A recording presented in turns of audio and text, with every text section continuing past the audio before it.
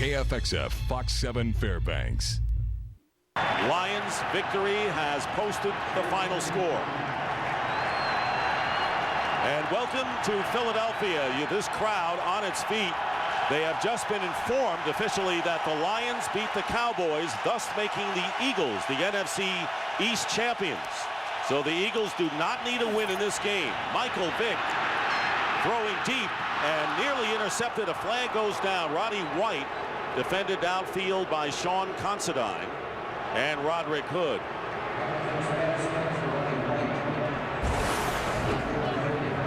Well, here you're going to get a chance to look at Roddy White. Defense, number 29. Automatic, first down. You know, they call Roderick Hood on the pass interference. They got him with his left arm right there. Initially, it looked like their feet just got tangled up. Hood certainly was looking back to make a play on the ball, but I think the official saw that hand, and that's what drew the flag. 35-yard penalty on Hood and a first down. Falcons on the Eagles 35. Michael Vick, the quarterback, and Warwick Dunn. And picks up about 4 yards as we check in with Pam Oliver. Yeah, Dick, before they put the end of the Dallas game up on the scoreboard, Andy Reid went to certain players, tapped them on the shoulder, said, "You're out, you're out, you're out, you're out." A.J. Feeley's warming up, and he's going in for the Eagles, as we'll see in just a little bit. This is a time for some of these backups to get a little game time, but Andy Reid knew that it's better to get some of these guys out. No question about it. You don't want to get any player injured when you know you'll have to be playing in a wild card game next week. Play action, and Michael Vick has plenty of time and completes to Michael Jenkins, and a first down to the 15. Eagles winning their 5th division title in the last 6 years. You know, you look at the protection that Michael Vick is going to get on this play, and a lot of people feel that the reason Michael Vick has not been more consistent as a passer this year has had more to do with the lack of protection by the offensive line. You see there, he got the protection. He's able to get the ball delivered to Jenkins.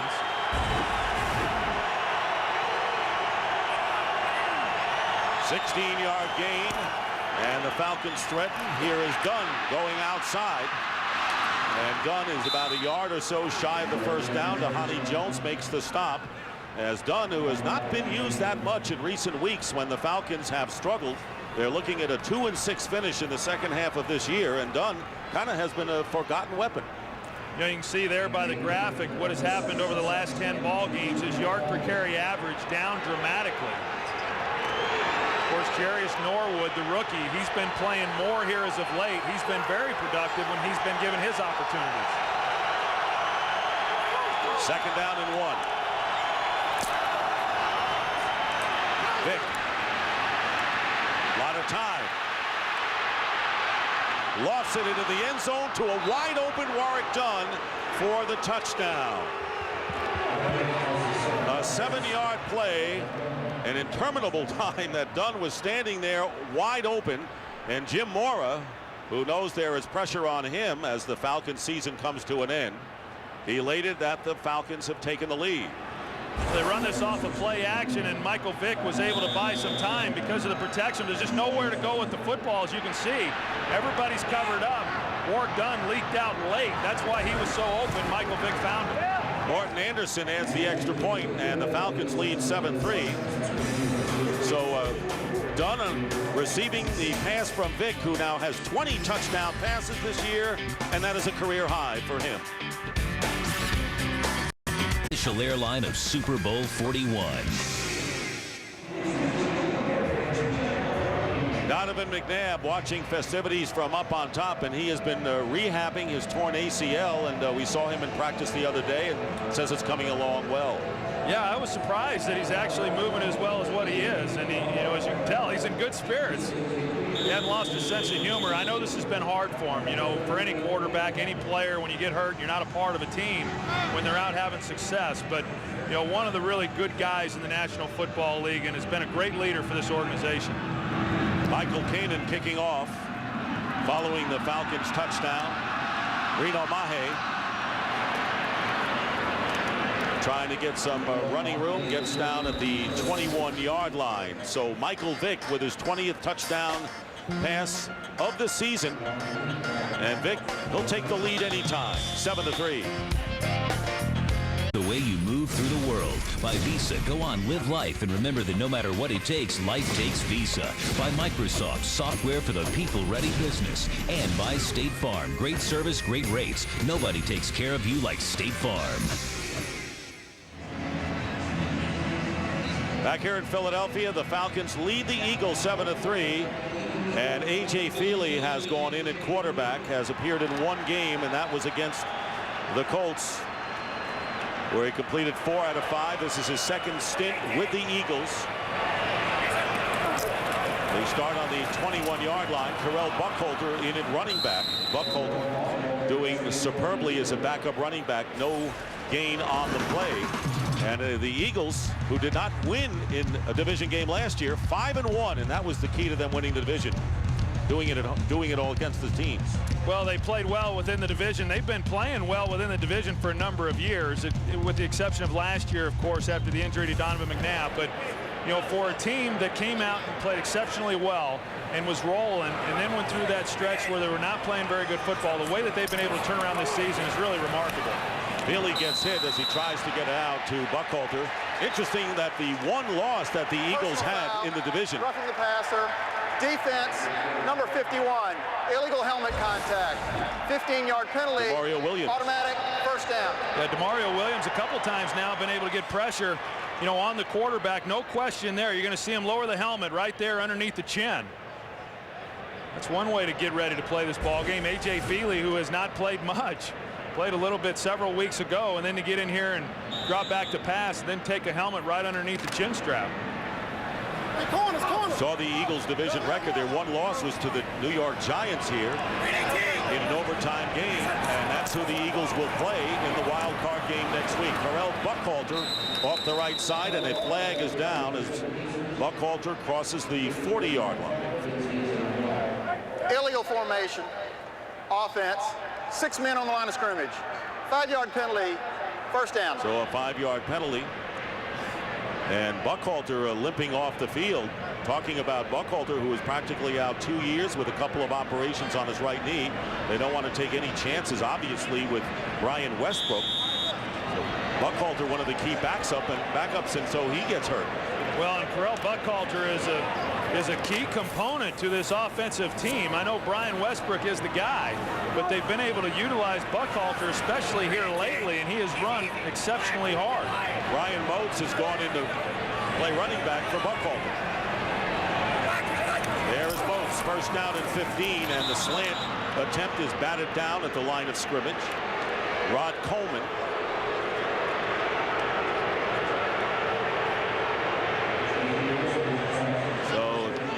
Jeff Garcia has a very brief appearance in the 16th game, and not taking any chances with him, obviously, going into next week's wild card game. Well, I'll tell you, what a great situation the Philadelphia Eagles had coming into this season with Donovan McNabb as your starter, Jeff Garcia, a guy who won a lot of games in this league, as your backup, and then A.J. Feely and the success he had here in Philadelphia a few years back.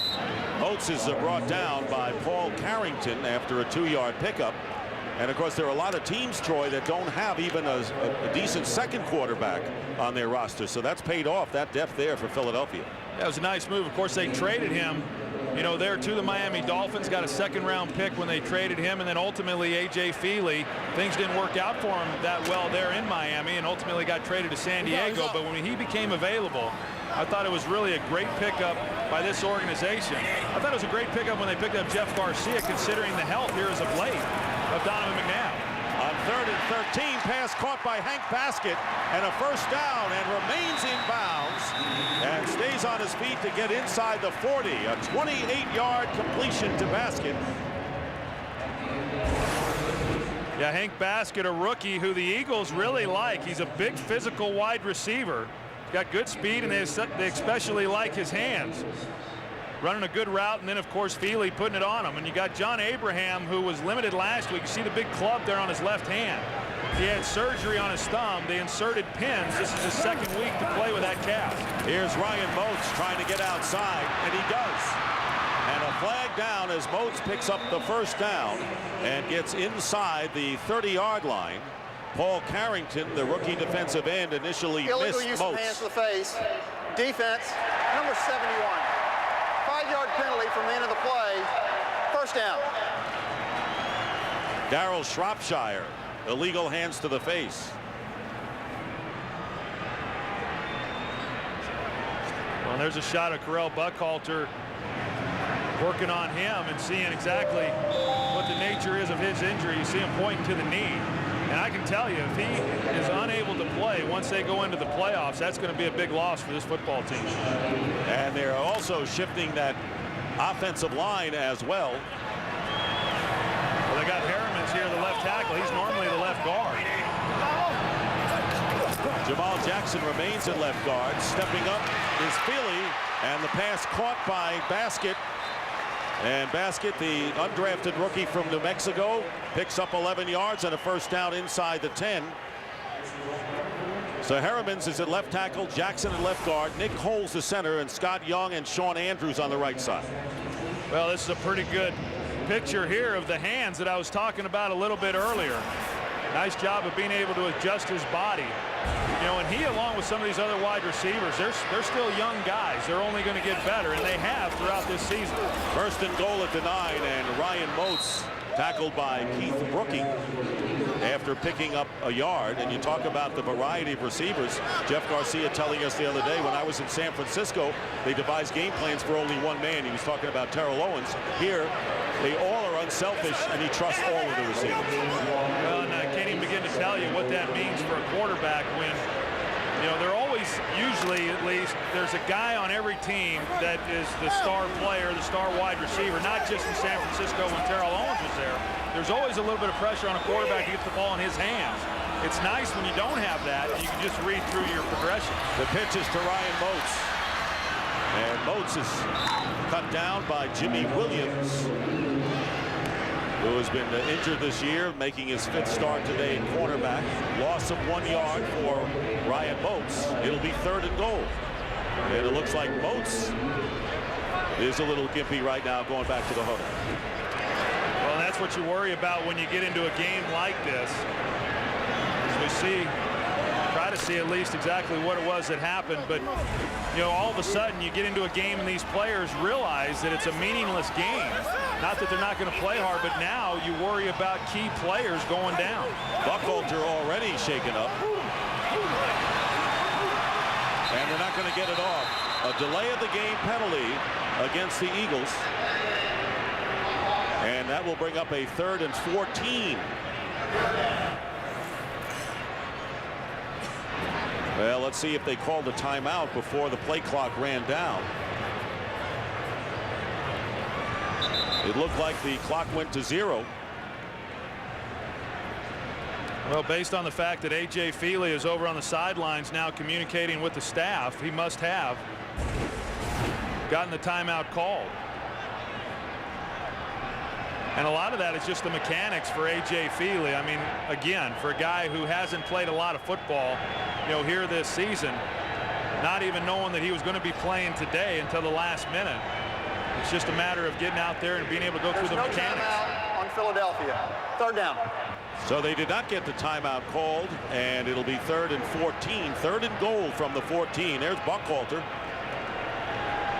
who has come on big, scored a touchdown last week in the Christmas night win at Dallas.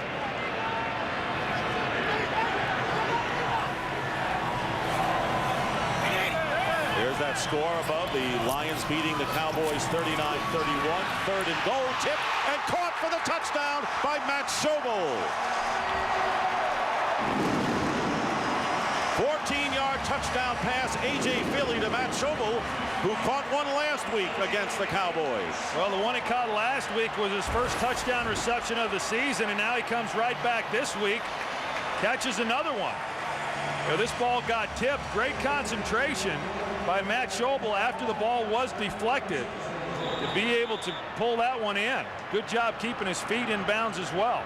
Keith Brooking got a hand on that pass. And David Akers on board as the Eagles regain the lead.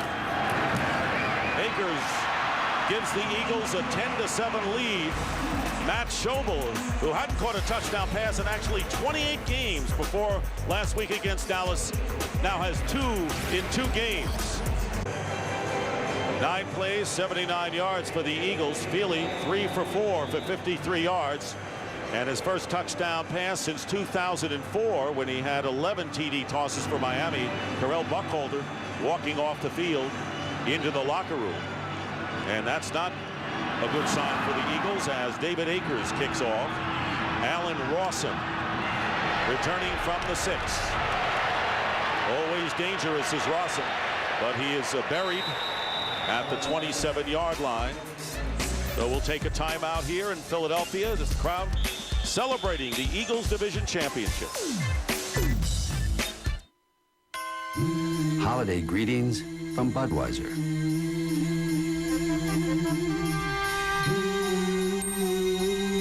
Crisp, clean, pure. This is Budweiser. This is beer.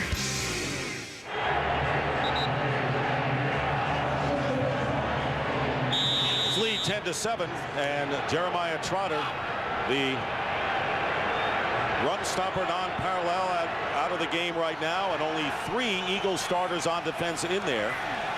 2 linebackers, Omar Gaither and Dhani Jones. And there is Vick on the bootleg, and the other starter just made a superb play in the open field. Strong safety Sean Considine, who limits Vick to only 3 yards. You know, Sean Considine is a guy who filled in for Michael Lewis when they benched him following the New Orleans Saints game in October. And, you know, this is the way that he's been playing. I mean, you talk about tough duty trying to tackle Michael Vick out in the open field. And yet that's exactly what he was able to do. He has definitely upgraded this football team since he became the starter. 2nd down and 7 from the 30. And here's Jarius Norwood. And Norwood, a good-looking running back, rookie from Mississippi State, gets about 7 yards as we check in again with Pam Oliver. Yeah, Dick, there was a great deal of concern about Terrell Buckhalter coming from his teammate and coaches as trainers worked on him before he headed into the locker room. Buckhalter has missed 3 out of the last 4 seasons with injuries. Now he's got a knee strain. It is not, however, on the same knee where he has had surgery the last couple of seasons. Back to you. And that's one of those, you roll the dice sometime, you put the backup in, and you need him as well, and he gets hurt. Well, and anytime you got a head coach who's checking on a player coming off the field about his health, you know that that's a significant player. Norwood, and Norwood very close to first down marker as Torrance Daniels, an undrafted rookie at strong side linebacker, and Sam Rayburn, a backup, trying to prevent the Falcons from getting the first down.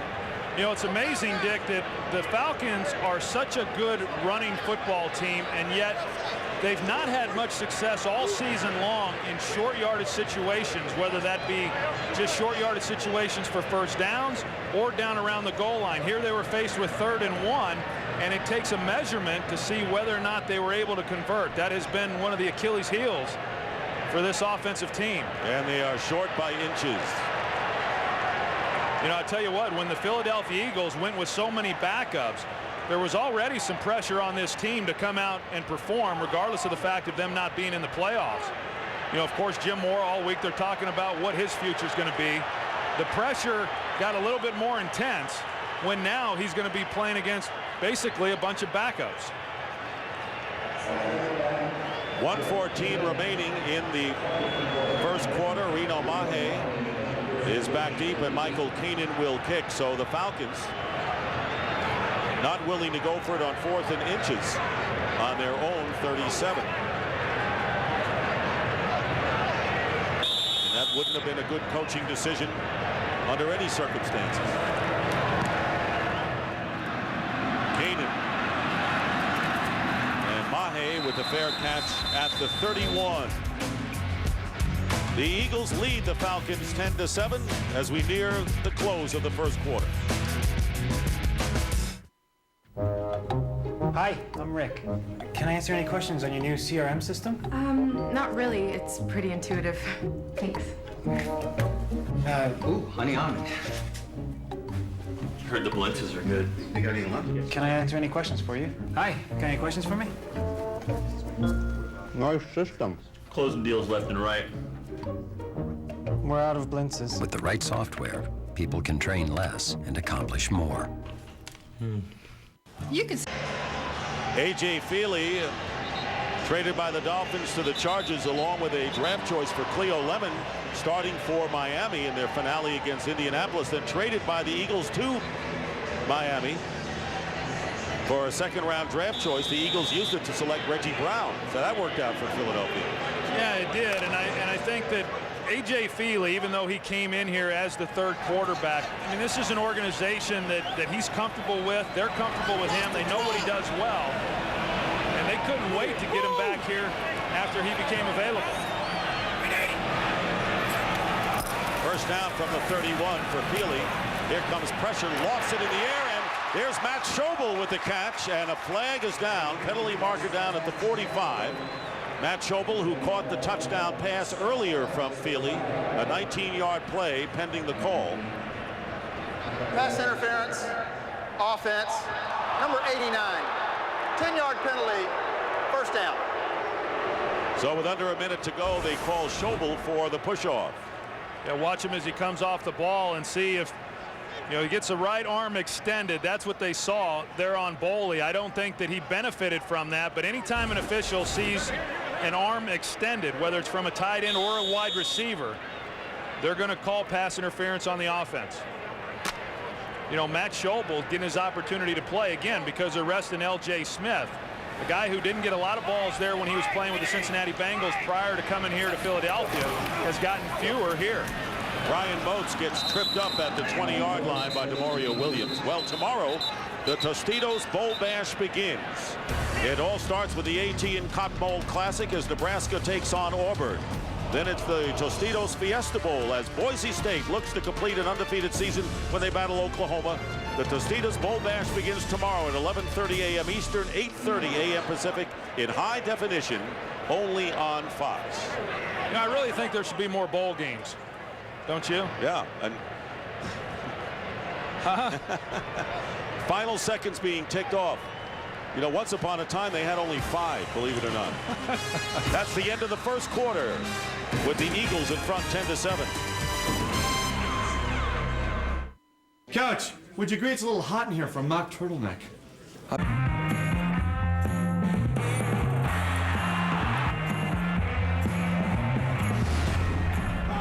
And we start the second quarter as we look at Andy Reid, comfortable with the division title and the lead in this game. Dick Stockton with Troy Aikman and Pam Oliver, and a false start penalty. Offense. And that's not number 89. really that unusual considering all the backups that are in the game now, Troy.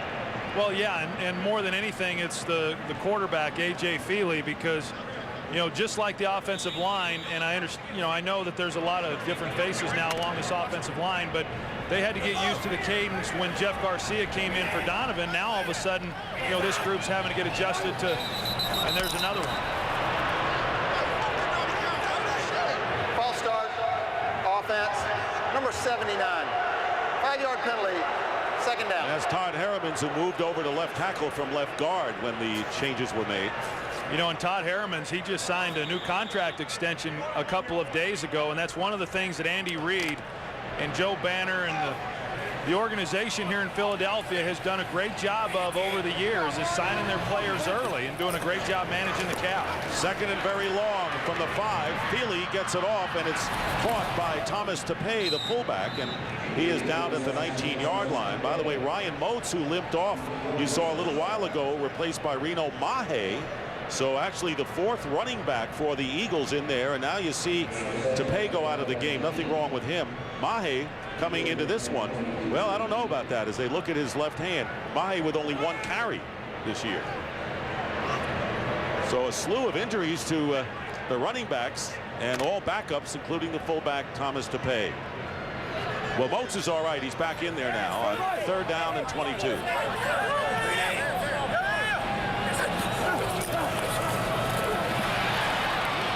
Feely going deep and trying to get it to Greg Lewis, incomplete. So it'll be 4th down, and the Eagles will punt. Well, A.J. Feely, he definitely had a shot there to Greg Lewis. The Atlanta Falcons decided to bring some pressure. Left Lewis one-on-one on the outside. They just failed to connect. And Greg Lewis, I know, is a guy who a couple of years ago this organization was very high on. I'm a little surprised that he hasn't developed. more than what he has here over the last couple of years. Dirk Johnson gets off a poor kick, and the Falcons will let it roll, and it will finally stop at the 43 of Atlanta. Break early here in the second quarter, 10-7, the Eagles. On our nation's highways. Falcons will start from the 43-yard line as Garcia and Feely converse over on the sideline. And it was just a couple of years ago when the Falcons came here, one game away from a Super Bowl possibility, lost to the Eagles 27-10.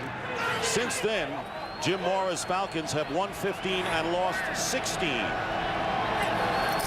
On first down, Michael Vick getting time and going deep, and nearly intercepted by Considine as the ball seemed to fly away from Roddy White.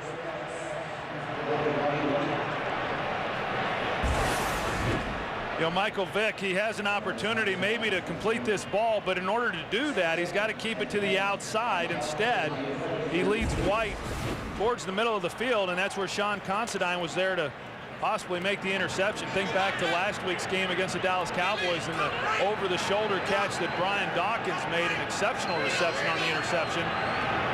Considine not able to pull off the same catch. 2nd and 10, and here's Jarius Norwood up the middle. So, you know, everybody knows there's no secret that Jim Mora and his coaching future right now is at stake, and Arthur Blank, the owner, has a decision to make, and reportedly will come sooner than later.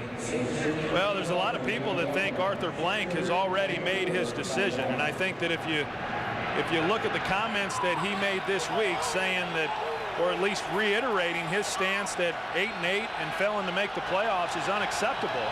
Obviously, they're not going to make the playoffs, and the best they can do is an 8-8 record. But most people think he has already made his decision on what the future is of Jim Mora. 3rd and 4, pass to Algie Crumpler. First down inside the 40 for a gain of 12. And of course, what the Falcons have been faced with lately, Troy, has been damage control, and a lot of that because of the comments made by first, Jim Mora Sr. when he suggested that Michael Vick would be a coach killer, or agreed with that view on a radio program before week 12. And then, of course, maybe the most damaging of all was the comments by Jim Mora that he'd be interested in the University of Washington college coaching job. First down for the Falcons on the 39. The pass, a risky one to Norwood, and he spins his way with a penalty flag down. 2 of them actually back at the 40-yard line. Personal foul, unnecessary roughness. Offense, number 72, leg whip. 15-yard penalty, first down. They call that on Wayne Gandy. Yeah, Wayne Gandy, the left tackle, making his 200th regular season start today. You go down low, and then the leg whip there with the left leg is what was called. It's okay to go low, but then you can't leg whip a guy like what we just saw. Wayne Gandy, who is an original Los Angeles Ram. Aren't many can stake that claim.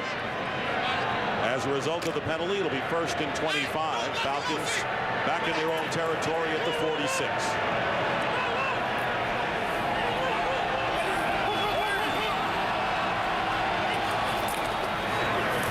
Give to Norwood, but the Eagles pursue well, and out of bounds he goes. And right now, for a game break, let's again go to Joe Buck. Joe. All right, Dick, you know a thing or two about a leg whip, or maybe it's an orange whip.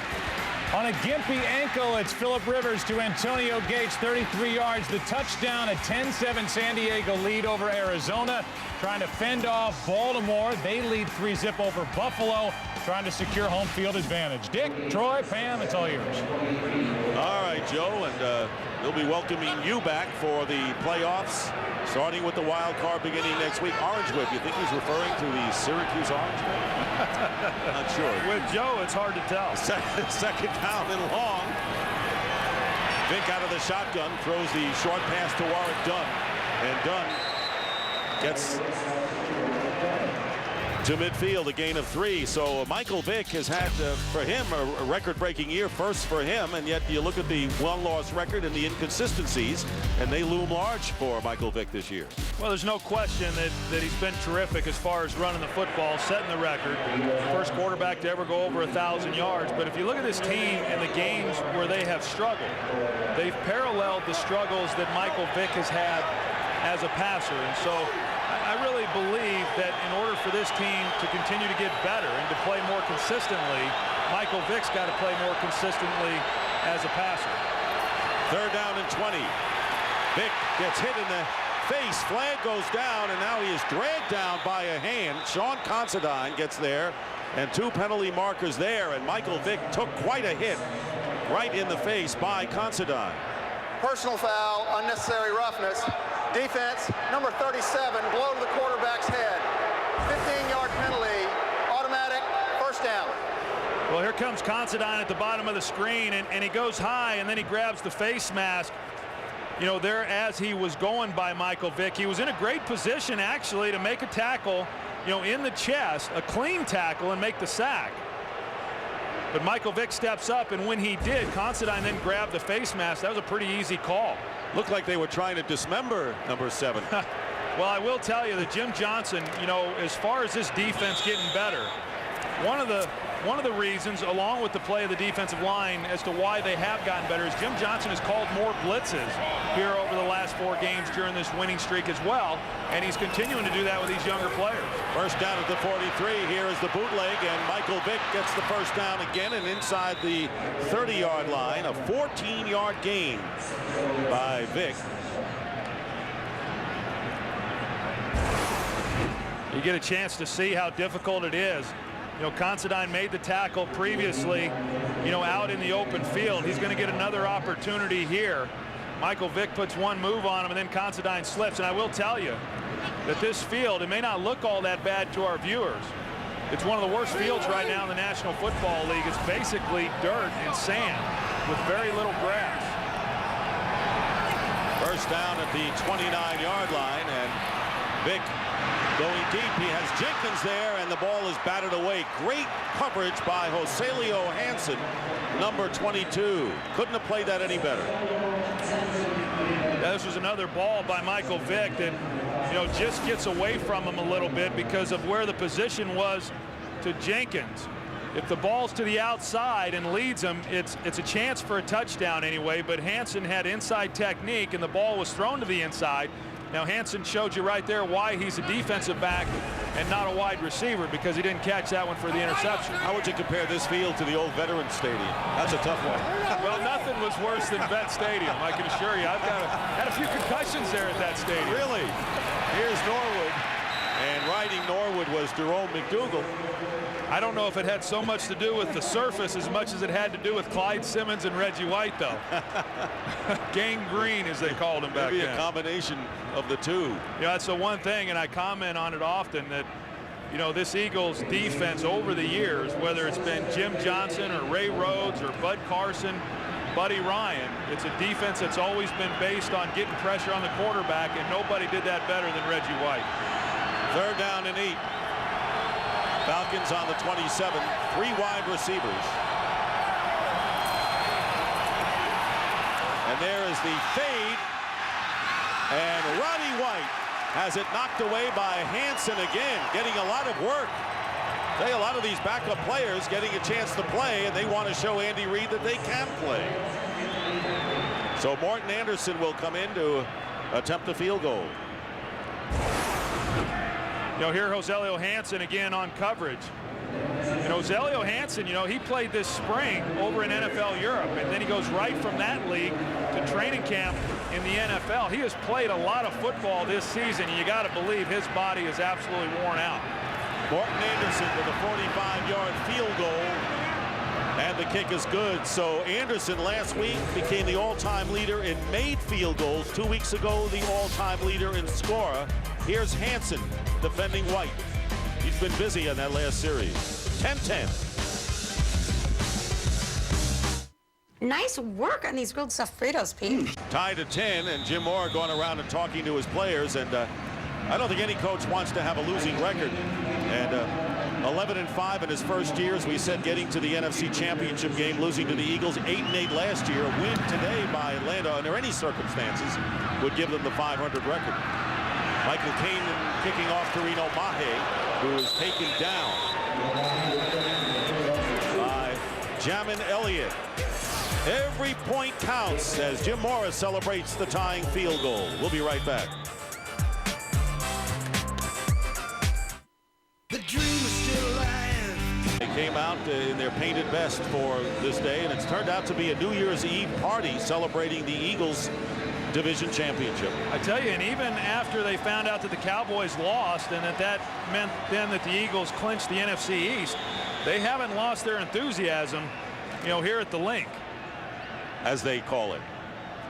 Todd Weiner, the right tackle for the Falcons, doubtful as to his return. He's shaken up. Basket goes in motion. Feely on the slant completes to Greg Lewis, and the Eagles get a first down at the 29, a gain of 12. And of course, the wild card playoffs start next week. It's been a wild derby in the NFC, hasn't it, to fill out the 6 teams. And so the playoffs start with the NFC wild card games. And we know the Philadelphia Eagles will be in one of them. And Seattle will host a game, as will the Eagles.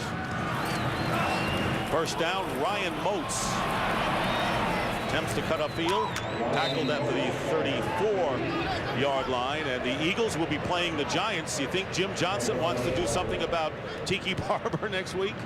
Well, I think the Washington Redskins wanted to do something about him last night, and they couldn't do it. I mean, during a game to where Eli Manning was struggling as much as he was throwing the football, and then for Tiki Barber to still have the game that he had running the football, pretty impressive. 2nd and 5, and you know that's what the Eagles wanted to do the last time, was to short-circuit Barber, pass on the outside to Matt Schobel, and another Philadelphia first down. Out of bounds goes Schobel at the 44. D'Angelo Hall missed the initial tackle, but 10 yards for the Eagles. I tell you, if Matt Schobel is not careful, he's going to have a career day here tonight. He's already been the recipient of a few passes. Well, he is the backup to L.J. Smith. And he's been bothered with a sprained toe, so Schobel getting more action in the last couple of games.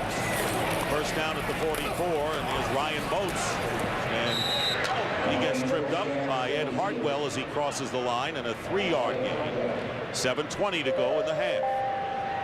You know, this Eagles offense, you know, a lot has been made with the way that they have been able to run the football, you know, here during this winning streak. And the guy responsible for that is first-year offensive coordinator Marty Morningwig. And, you know, it's hard to pin Andy Reid down as to when exactly Marty took over the play calling, but we do know that he took over and has been calling all of the plays during this winning streak, and they've run the ball more than at any other point during Andy Reid's tenure. Feely trying to get rid of it. And good pressure there. Keith Brooking as well as John Abraham. John Abraham, who missed a number of games this year, and it was disappointing that he did because they were counting on some good things from him this season. And last week he literally had to play with offense. Number 14. Just threw the flag seconds ago after conferring with the umpire. Loss of 13. Well, and that was the right call. I mean, you've got to get outside the pocket if you're going to be able to just throw this ball away. Obviously, nobody in the vicinity of the throw, which Jim Mora would like to call as well. But John Abraham last week literally was playing with one arm because he had just come off of the surgery. This week it's not nearly as tender, but still has the cast. Reno Mahe with a burst up the middle. And Mahe getting just about to the original line of scrimmage. DeMario Williams on the tackle. You mentioned Abraham, who has 4 pins in that fractured thumb. And of course, Abraham, who missed 8 games earlier this year with the sports hernia surgery, and Hartwell hurt, has really limited the Atlanta defense, along with the loss of Patrick Kearney. You know, I think it has limited them, but overall, this defense has still had a decent year, considering the number of injuries that they've had. No question about it. 16th in total defense. 4th down. Dirk Johnson with his 2nd punt of the game. Allen Rawson, and The Eagles are going to down it inside the 5, closer to the 1.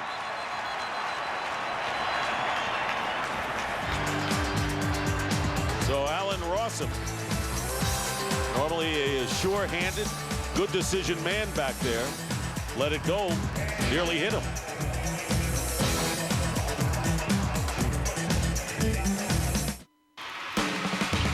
The celebration is almost over. In the second quarter, Quinn Ojanaka replacing the injured Todd Weiner at right tackle, as the Falcons will start from the 2.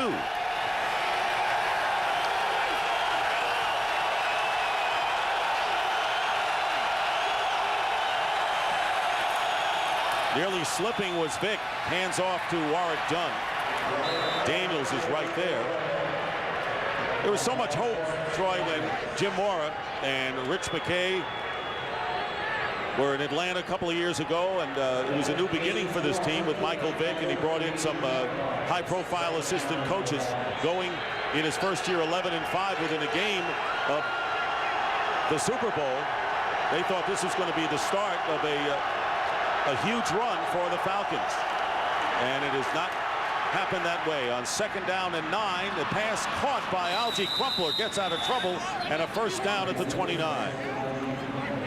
You know, Algie Crumpler, you know, obviously their leading receiver, you know, for this team. And in watching some film this week, getting ready for this ball game, it became pretty obvious to me when Michael Vick is throwing to Algie Crumpler. It's amazing just how he throws the ball with so much more confidence, the chemistry that these two players have. And that's one of the reasons why Algie Crumpler has been able to catch so many balls, is because Michael Vick knows exactly where he's going to be. He doesn't have that same kind of chemistry with any of the wide receivers. First down, and on a design rollout, Vick will throw the ball away.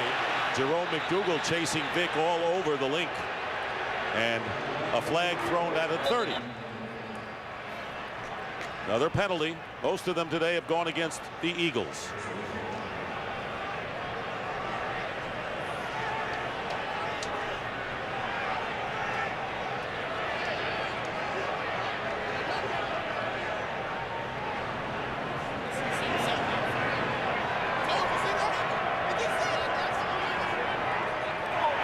Pass interference, offense, number 83. That penalty is accepted. Ineligible man downfield, offense number 77. That penalty is declined. 10-yard penalty, first down. Crumpler gets called for the offensive pass interference. He'll mark 10 off for the Falcons. You know, you were talking about Jim Mora and, you know, the fresh start that they had and when they went to the NFC Championship game, and we've talked about, you know, what exactly is going to happen to Jim Mora after this game. Is he going to be retained? But assuming that he's not back, I mean, and there are changes made, that would then mean that Michael Vick is going to be faced with his 3rd head coach, and he'll be once again having to learn a new offense, and you wonder how much that maybe will set him back a little bit. Warwick Dunn trying to look for running room outside and taken down by Quinton Michael. And no gain on the play with 4:34 to go. Michael, of course, one of the big heroes, maybe the biggest hero last week against Dallas when he made the big stop on 4th and goal against the Dallas Cowboys. Yeah, it was a big play in last week's ball game, you know, making the stop, and he got his opportunity to play. And he's, again, you know, he's one of those young players that the Eagles have just done a good job of drafting, and they seem to have a good steady pipeline of young talent. 2nd down and 20. Vick in the pocket. The pocket falters. Vick in trouble. And down he goes. Tries to get rid of the ball at the last minute as he was going down. So a flag is thrown at the goal line and very close to a safety. Let's see what Terry McCauley rules. Intentional grounding. Offense, number 7.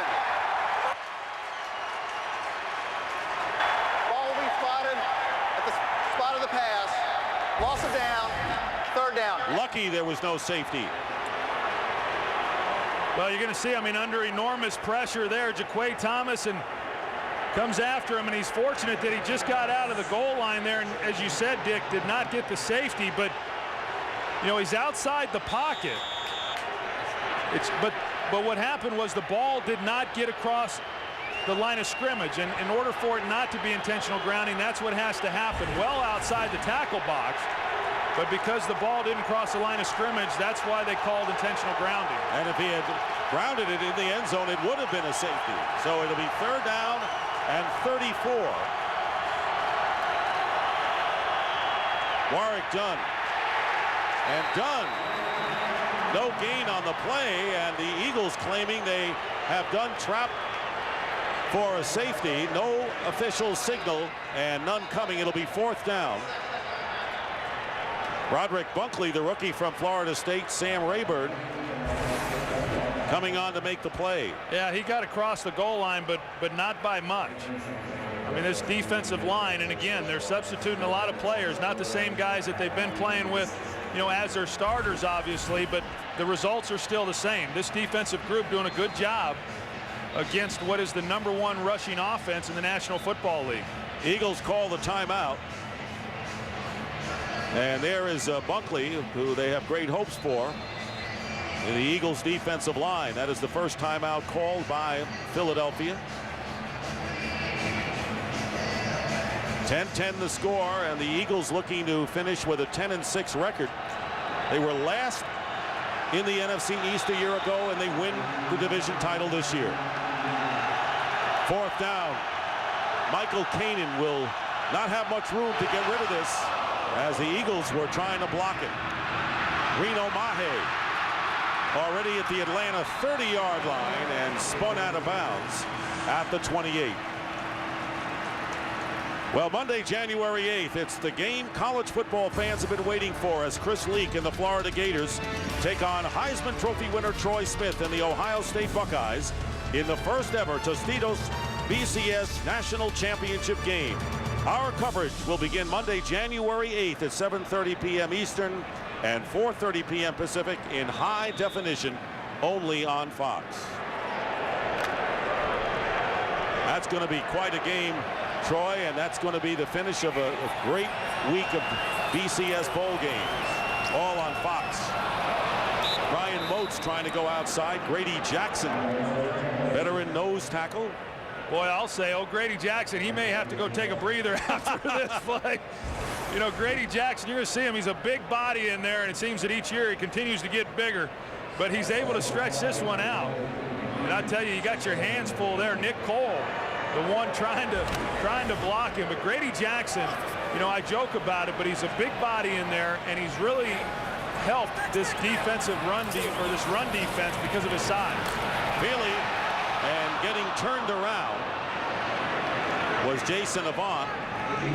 You would talk about Grady Jackson, and I know you joke about him, respect how well he played. Leads all NFL defensive tackles in tackles for a loss this year. So what he did on that previous play is what he has been doing all season. Well, and on 3rd downs, passing downs, this is where he goes to, over there to the sidelines, and takes a breather and gets ready for his next opportunity to go try to shut down the run. He says that at the start of every game, he asks the center, who's going to help you today? Because he knows that he's not going to get blocked one-on-one. Feely, and a great catch made by Greg Lewis. Allen Rossum defending on the play, and Greg Lewis went up and got it. 27 yards, and the Eagles threaten. Well, it really was a great job here by Greg Lewis. See a little move there off the line, and then gets to the outside. Even though the ball was thrown to the inside, Allen Rossum actually had good position on the play. But Greg Lewis just able to go and get the ball. A nice job on his part. And I spoke a little bit earlier about his development and how much they thought of him a few years ago as a young player. He's still a young player, but he just hasn't been given a lot of opportunities. He's going to get those here tonight. 22 catches on the year. First down and goal. Ryan Moats tackled at the 5 for no gain, and our 2-minute warning as the Eagles setting themselves up to break the tie thanks to Lewis's grab. Fox NFL Sunday is sponsored by the new AT&T. Your world delivered.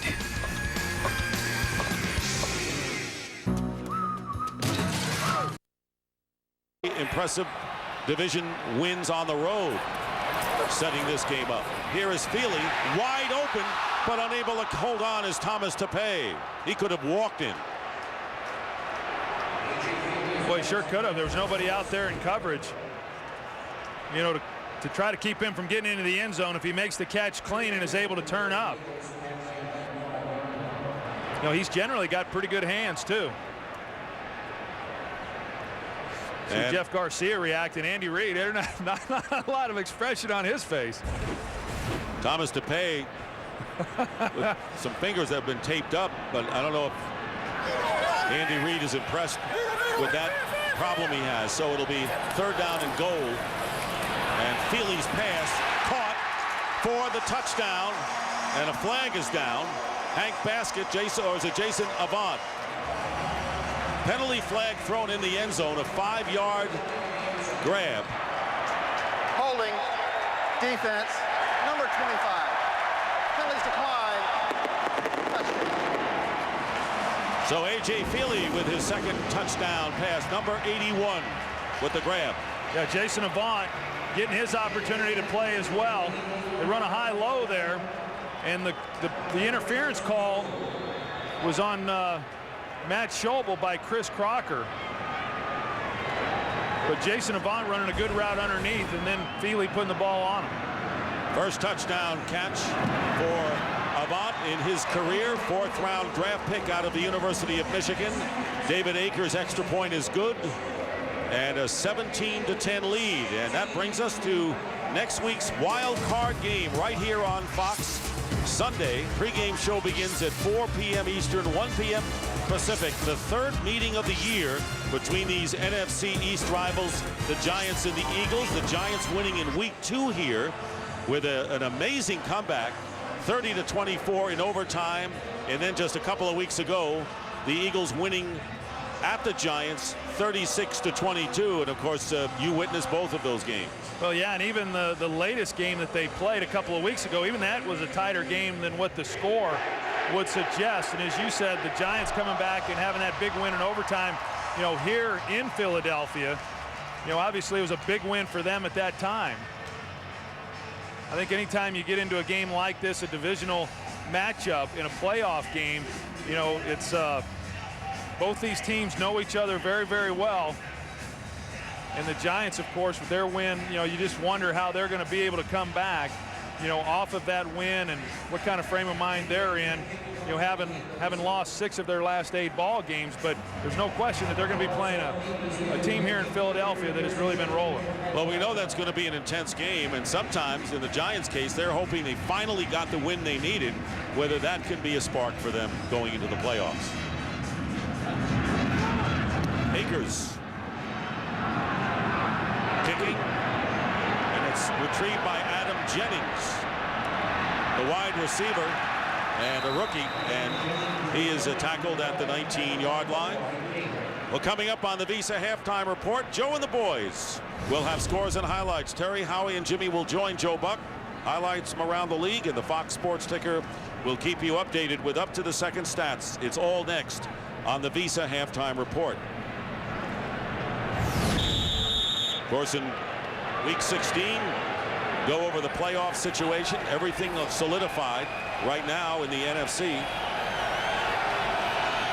Eagles have outgained the Falcons by 70 yards. First down at the 19 from Michael Vick. And this pass caught shy of the first down by Algie Crumpler. A 9-yard pickup. I tell you, it was a great throw there by Michael Vick, and even better catch by Algie Crumpler. You see him extending his fingertips out there, just barely able to pull this in, but you got to have strong fingers to make that catch.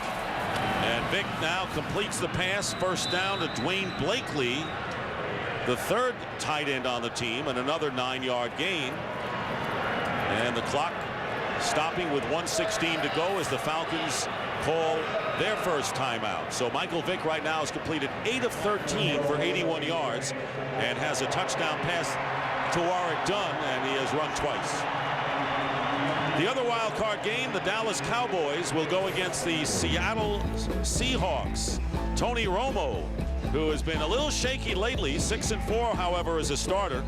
And you can see how much the Cowboys have been outscored in the last 2 games. And that's not an easy going against a Seattle team, defending NFC champions, with the 12th man in Seattle and Matt Hasselbeck and Sean Alexander. Well, and both teams going into that game not playing very good football. The Cowboys, who some thought was the best team in the NFC about 4 weeks ago, have not played well at all the last month of the season. Of course, Seattle has struggled as well.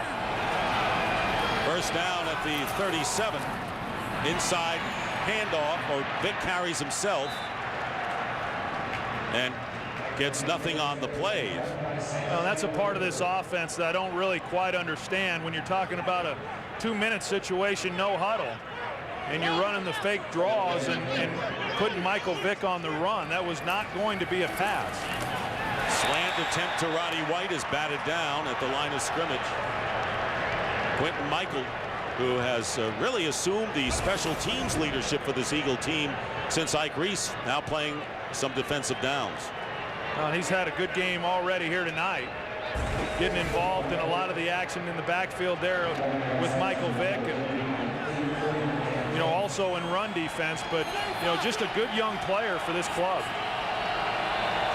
3rd down and 10. Under a minute to go in the half. And Vick is sacked by Jaquay Thomas. That is the first sack of the game for the Eagles. Vick loses 10, and they'll have to punt. Well, Jaquay Thomas, he's going to come off the edge here, 75. If Michael Vick were able to step up a little bit, he might have been able to avoid it, but there was pressure in the middle as well. But the biggest problem is there's just not much separation here. When you see Roddy White and Algie Crumpler running together in the same area of the field, something's wrong with the design of that pass route. Then here on the other side, you got Roddy White. But you see that a lot as we go back and you see the two coming in the same vicinity of each other. And there's just not much separation within a passing game. And when you don't have that, it's very, very difficult then to create space and get people open. So Jim Johnson's defense getting it done, and the Eagles call their 2nd timeout, left with 1. Here's Greg Knapp and Michael Vick. Knapp, the offensive coordinator for the Falcons. 4th down, Michael Keenan, as the Eagles storm in, and the ball bounding out of bounds. Hank Baskett very nearly blocking that punt. Yeah, it looked like he had a clean shot at it, actually. I was surprised that he couldn't get there and actually make the block.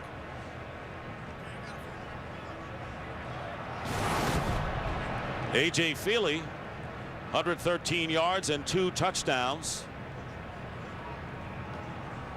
Matt Schobel and Jason Avant, Ryan Moats in there. Carell Buckhalter started the game after Westbrook went out, when it was known that the Eagles did not need to win this game, and then shaken up. So Moats was in now. Now Reno Mahe seeing action as well. Feely giving ground, and on the screen pass, the pass incomplete. Mahe defended by DeMario Williams, and a flag is down. Holding defense, number 71. 5-yard penalty, automatic, 1st down. Darryl Shropshire, and that will give the Eagles a 1st down with 34 seconds to go. Yeah, that's the 2nd time they've called Shropshire. Say that name 3 times fast. Twice. It's the 2nd time he's been called for defensive holding. 3. You see Greg Knapp. You see Greg Knapp there going over the plays. Those images are shot down right after the series, and so you're able to go over them and find out exactly what a defense is doing and make the necessary adjustments. Feely getting the rush, 3rd and 8, and off the hands of Greg Lewis. It'll be 2nd and 10, 1st down after the penalty, with 30 seconds remaining. A.J. Feely, 8 of 14, 2 touchdown passes. I think when Andy made the decision that he was going to rest some players because this game became meaningless, you wonder if maybe that might take away from some of the momentum that this team had as they go into the playoffs. I personally do not think that it will. And you want to rest your guys. That's very, very important, but it'll certainly be talked about next week. Pass thrown to Greg Lewis. Short of the first down by 1.5 yards thanks to Allen Rossum. A 9-yard pickup. And I guess if you had to talk about, do you want the momentum or risk having a starter injured? I don't think there's any question about it. I think the Eagles right now have to like the situation they're in. And I think it's important that they didn't really have to go and win this game today. Well, I think when you look at the season and what all teams play for, they play for the opportunity to get that first-round bye, you know, in the playoffs. And so when you're given an opportunity as a wild card team, when you have to go play in that wild card round to rest some players, which now the Eagles get to do here tonight, I think you take advantage of that. That will help, you know, these players, because it's a long year. When you're talking about week 16 in the National Football League, everybody out there on that field has some elements that they need rested. Well, the Philadelphia Eagles are riding the crest of that 4-game winning streak. And of course, as you mentioned, beating Carolina was a nice win on Monday night when they held on, but then 3 straight road division wins, and people really taking notice with Garcia in there. 3rd and 1, and the pass overthrown to Greg Lewis, covered by D'Angelo Hall. So with 18 seconds to go, it is now 4th down. You know, Sean Andrews, he's the Pro Bowl right guard. He's playing right tackle now because of the adjustments they made within the offensive line. That's not easy to do. I mean, this guy, you know, it's well known. He dropped 50 pounds this past offseason, became much more athletic. But to be able to go from guard to tackle and play as well as what he has here in this first half is a great example of his versatility. Dirk Johnson to kick it away.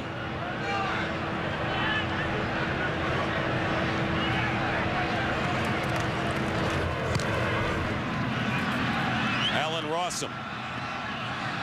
And the flag is down. Penalty marker is thrown at about the 30-yard line as the ball went out of bounds.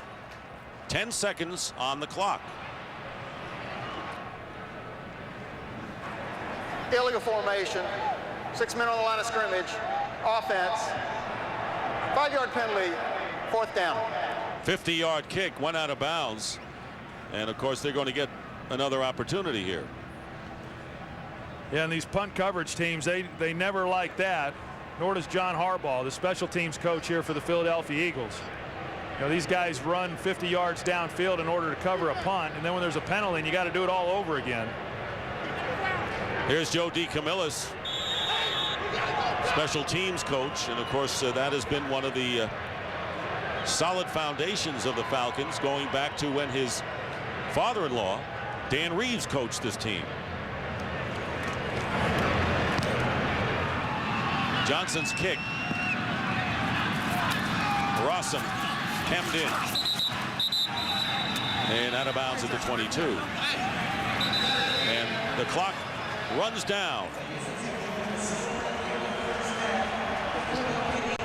Let's check in with Pam Oliver. Hey, Dick, it may be a quote-unquote meaningless game, but Andy Reid isn't coaching that way. He wants to see even more points put up on the scoreboard at the half, especially if Michael Vick stays in the game. Meantime, Jim Mora said the message that he had for his team at halftime was, let's keep fighting for each other, let's have fun with each other, and let's do the best we can for the next 30 minutes. Back to you.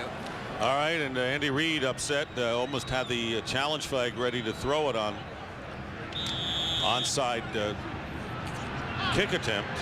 By the way, you saw the fantasy leaders for the latest in fantasy stats. Log on to foxsports.com.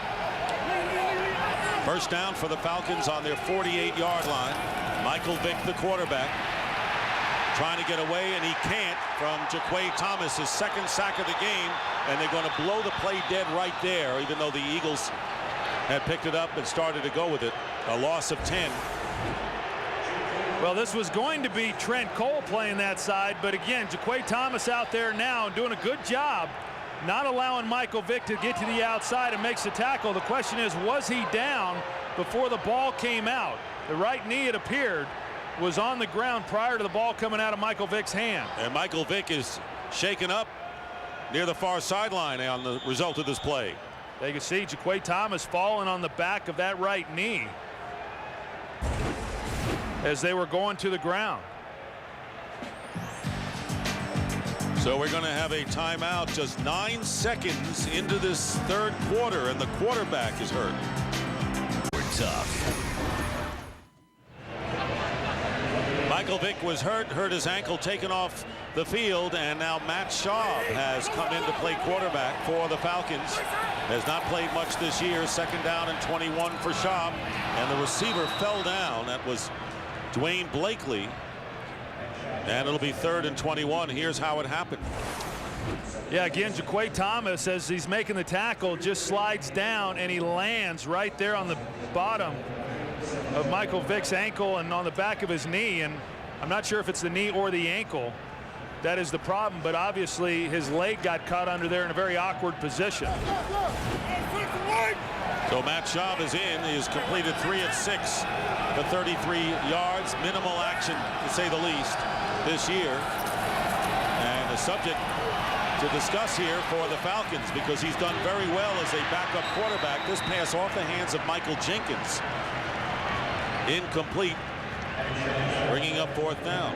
Yeah, I tell you, Dick, watch Algie Crumpler come off the ball here, and it doesn't even look like he's running or interested in catching a ball. I'm not sure if he just wasn't a part of that route or not, but it's rare that a guy just jogs down the field and doesn't try to at least influence some defenders. Michael Kanan with the punt. Reno Mahe watches it go out of bounds. Still in the 1st minute of this 3rd quarter, Michael Vick injuring his ankle. Eagles in front by a score of 17-10. Any more injury at this point in this game with the Falcons eliminated last night. A.J. Feely on 1st down completes the pass to Jason Avant. Avant with his first NFL touchdown catch gets it up to midfield as we check in with Pam. Yeah, Dick, to give you a further update on Michael Vick's injury, the trainers worked on that right ankle for a while. They removed a brace-like device that was already on that ankle. They're calling it a sprain. He is going in for x-rays as a precaution. All right, thank you, Pam. And of course, Michael Vick, a real serious injury, missed 11 games in the 2003 season when Dallas Thomas of the Ravens suffered a broken right fibula. 1st and 10. Feely swings it out to Reno Mahe. Fumbles. And a scramble. Ed Hartwell forcing the fumble on the play.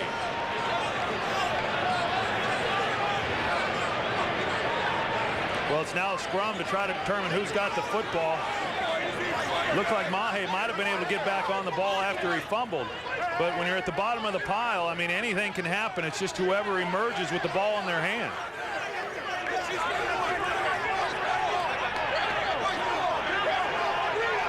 Falcons are going to get it. Yeah, D'Angelo Hall's the guy who came out of the pile with it. You know, as you're going to see Mahe, looked like he might have gotten a hand. Yeah, sure did, right there on the ball. Hartwell got a hand on it, and D'Angelo Hall, and with this turf that you talked about, you can actually dig down deep to get that ball.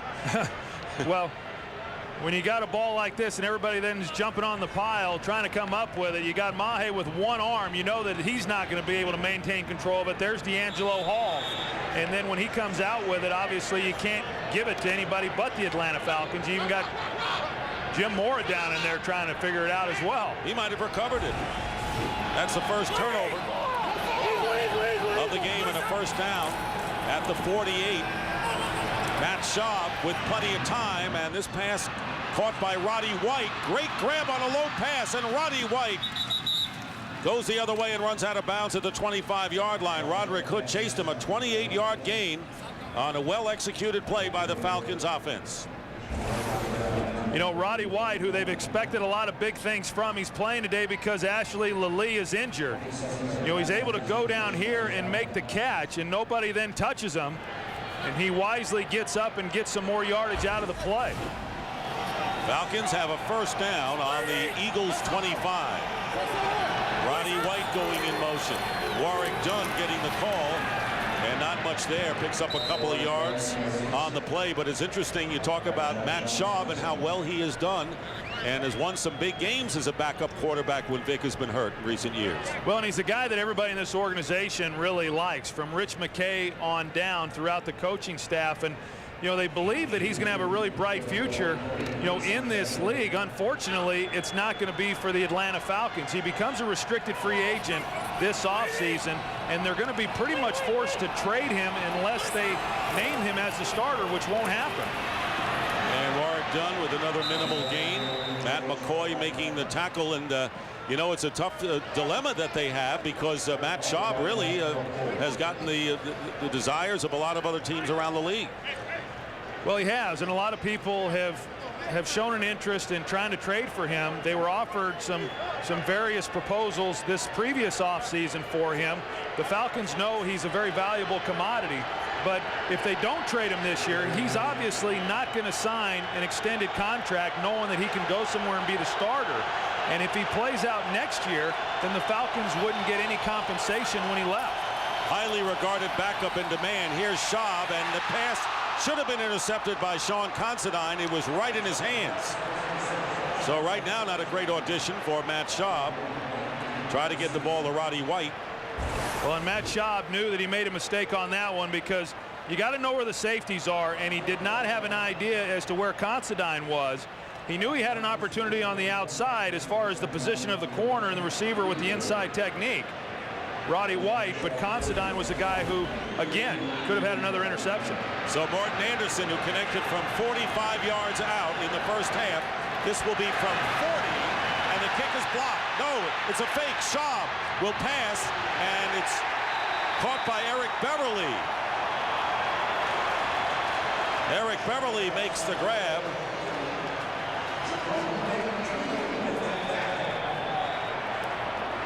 Well, it was hard to tell whether or not it was the snap or the hold. Initially, it looked to me like the snap was fine. It's like Schaub's just unable to get the ball down cleanly, and then he picks up. Definitely not a fake. Anderson was expecting that he would be making the kick. And they give up the ball on downs. Here's Boone Stutz. Normally doesn't get a lot of publicity, and on the right. And Matt Schaub, and kind of a Katzenjammer Kids field goal attempt. The Eagles take over as the Falcons did not get the first down. The pass to Hank Baskett reaches over for the first down. A lot of things went goofy on this play. Yeah, well, you watch the snap. I mean, it's a little bit on the back shoulder, but still not a bad snap, and one that Schaub would normally get down, but he didn't feel like he got it down cleanly at the last minute. He pulls it up. And Morton Anderson, that's like Charlie Brown when old Lucy used to raise it. You know, for a 24-year veteran, Morton Anderson, he feels anyway that he deserves a little better treatment than that. He did well just to keep his balance out there. First down, Feely, and wide open Thomas Tapeh. Tapeh, the fullback, gets hit as he goes out of bounds, but another first down near midfield, picking up 15 yards. Well, the playoffs start next week. NFC playoffs on Fox, beginning with the wild card game. This is the way they finished for the playoff seeds. The Bears and the Saints will get byes. Chicago home field throughout. New Orleans home field in the divisional playoff. Well, I mean, you look at that and what Philadelphia is going to have to do. Of course, they get the home game, but to have to win 3 games, you know, to get into the Super Bowl, I mean, that's a monumental task, especially how many they've had to win to get to this point. But you look at that list of teams that are in it, and I mean, they're playing better than any of them that are on there. Feely's pass, and it's dropped by Baskett. And the Dallas Cowboys aren't going in with a bang for sure, losing to the Eagles at home, the Lions today at home, and now having to go to Seattle against Hasselbeck, Sean Alexander. They won today against Tampa Bay, so at least their head is right going into the first game of the playoffs, the defending conference champs. I mean, you look at Dallas and the opportunities that they had over the last month of the season to really control their own fate. They played New Orleans, and if they had won that game, they could have gotten a first-round bye. They played the Eagles last Monday night, failed to win that game to potentially win the division. Feely's pass over the middle, bounding away at Jason Avant. And Avant getting inside the 40 for a first down. Remember the Pittsburgh Steelers last year, we have a flag down, by the way, were 7-5 and ended up as the number 6 seed and went on to win the Super Bowl. So the way the NFL is these days, you got to count all the seeds as having opportunities, Troy. Well, and I think that as far as this Philadelphia team and what we're going to see here on the penalty. Personal foul, grasping the face mask, defense. 15-yard penalty, automatic first down. It looked like it was on Boley right there at the end on the tackle on Avant. is who was called.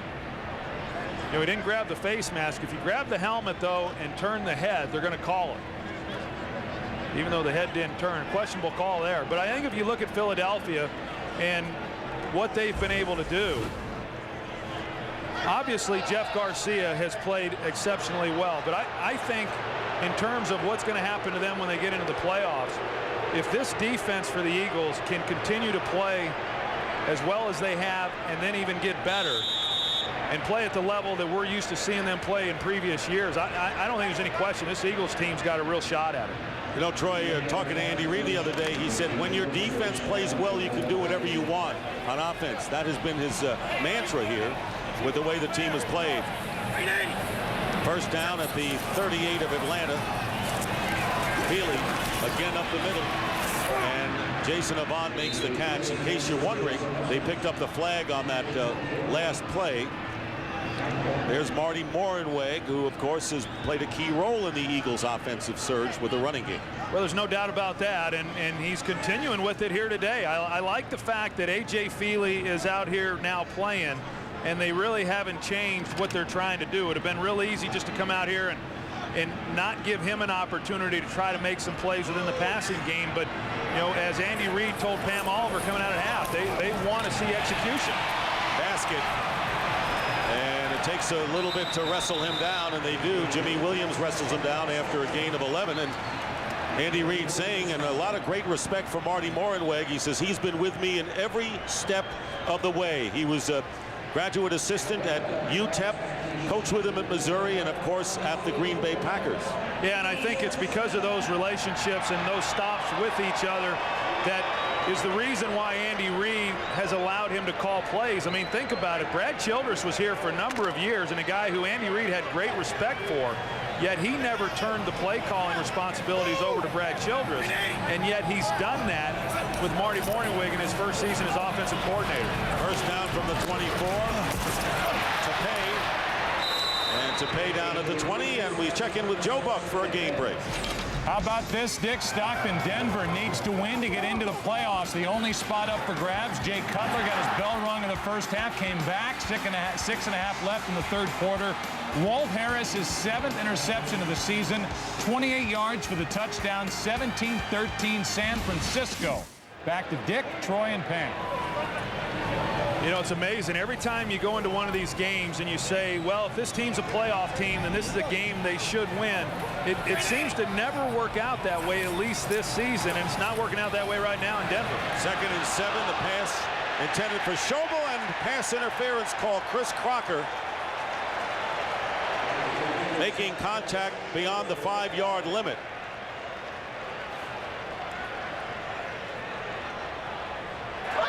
Pass interference, defense, number 25. Automatic, first down. Well, we'll get a look at it here and see what happens. Crocker's got his left hand, you know, on Schobel's shoulder pad there. You know, obviously that was beyond the 5 yards, so I don't know that you can necessarily question the call.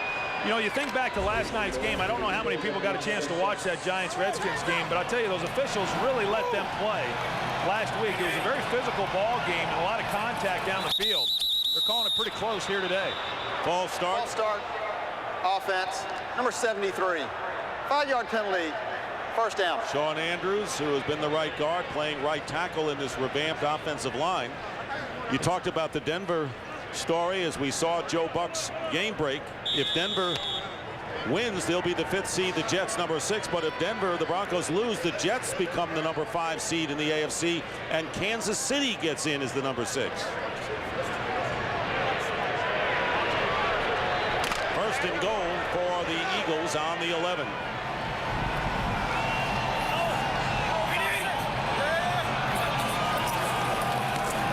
Pressure on Feely, and the Falcons sending 2 rushers in on Feely. Had to get rid of it in a hurry.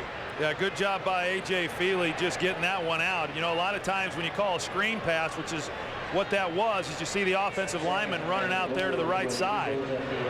You know, I know when I played, you'd call a screen pass in the offensive line. They just thought that meant just let them go completely. I mean, you're supposed to at least slow them down for a couple of seconds.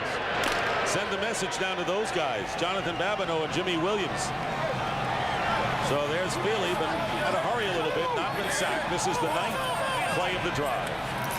2nd and goal. Catch made by Reno Mahe, and he is stopped at the 10, so he gets a yard out of it.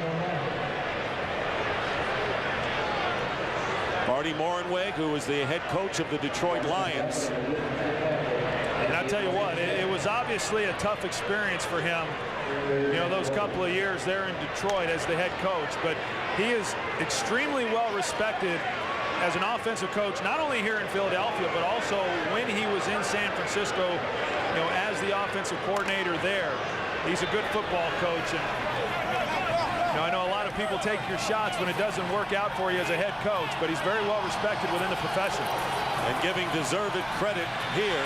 Pass caught by Greg Lewis, but a good tackle there by Allen Rossum, limiting Lewis to a gain of 5. So it'll be 4th down and goal, and the ball at the 5 as Akers comes on.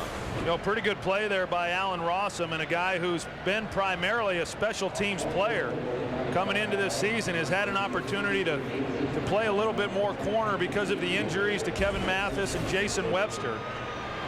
And he's played pretty well. Akers made one from 41. This will be a 23-yard attempt.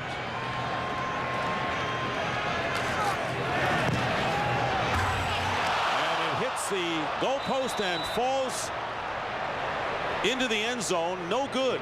So Akers, a rare miss. Let's see the snap, and we'll roll that play.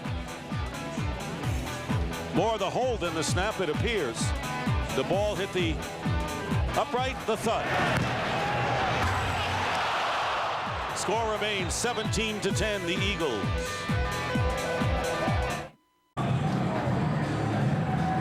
Well, we welcome those of you who had been watching the San Diego Chargers and Arizona Cardinals. The Denver Broncos in a must-win situation hosting San Francisco. If the Broncos win this game, they are in the AFC playoffs. And those of you watching Atlanta and Philadelphia, same story. The circumstances don't change. It's still a must-win situation for the Broncos. And Denver led this game 13-0 at one point. Jay Cutler left with a head injury. They didn't call it a concussion. Didn't finish the first half, but he has come back here in the second half. Did throw an interception, which was returned by Walt Harris for a touchdown.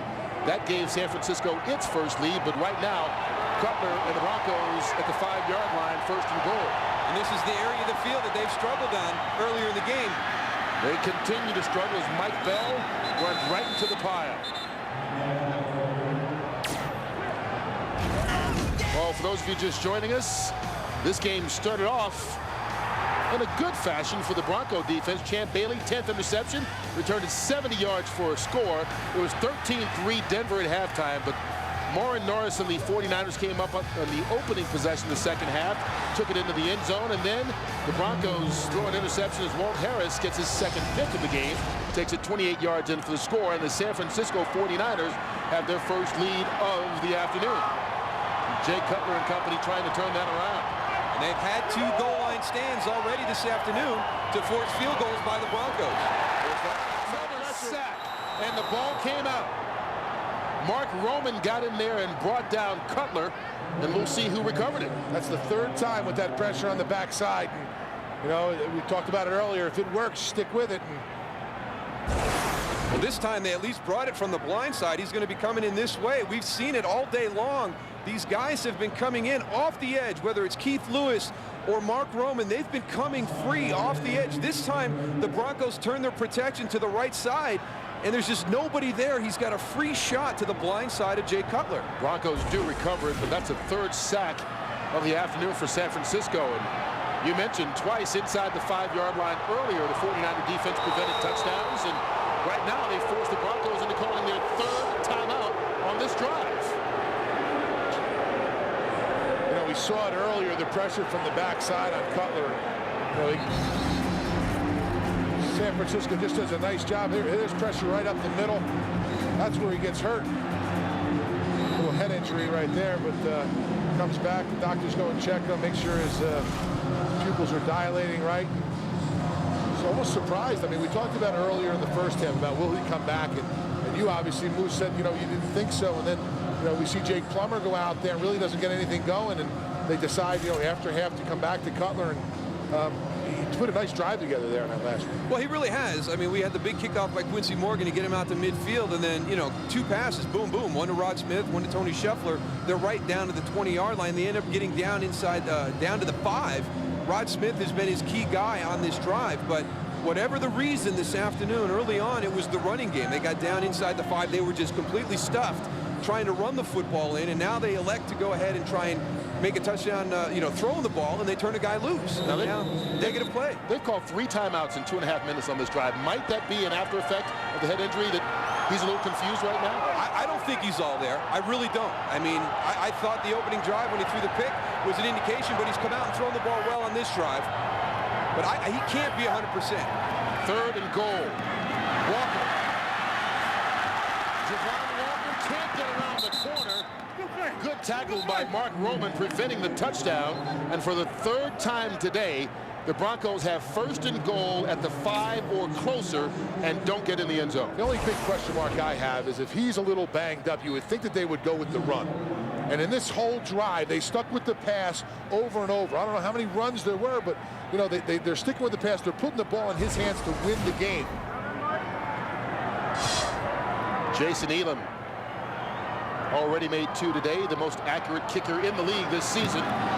Came in at 93% and done nothing to hurt that, as he's 3 for 3 on the afternoon with that 22-yarder. It's now a 1-point ball game. Well, keep in mind the Broncos need to win in order to get into the AFC playoffs.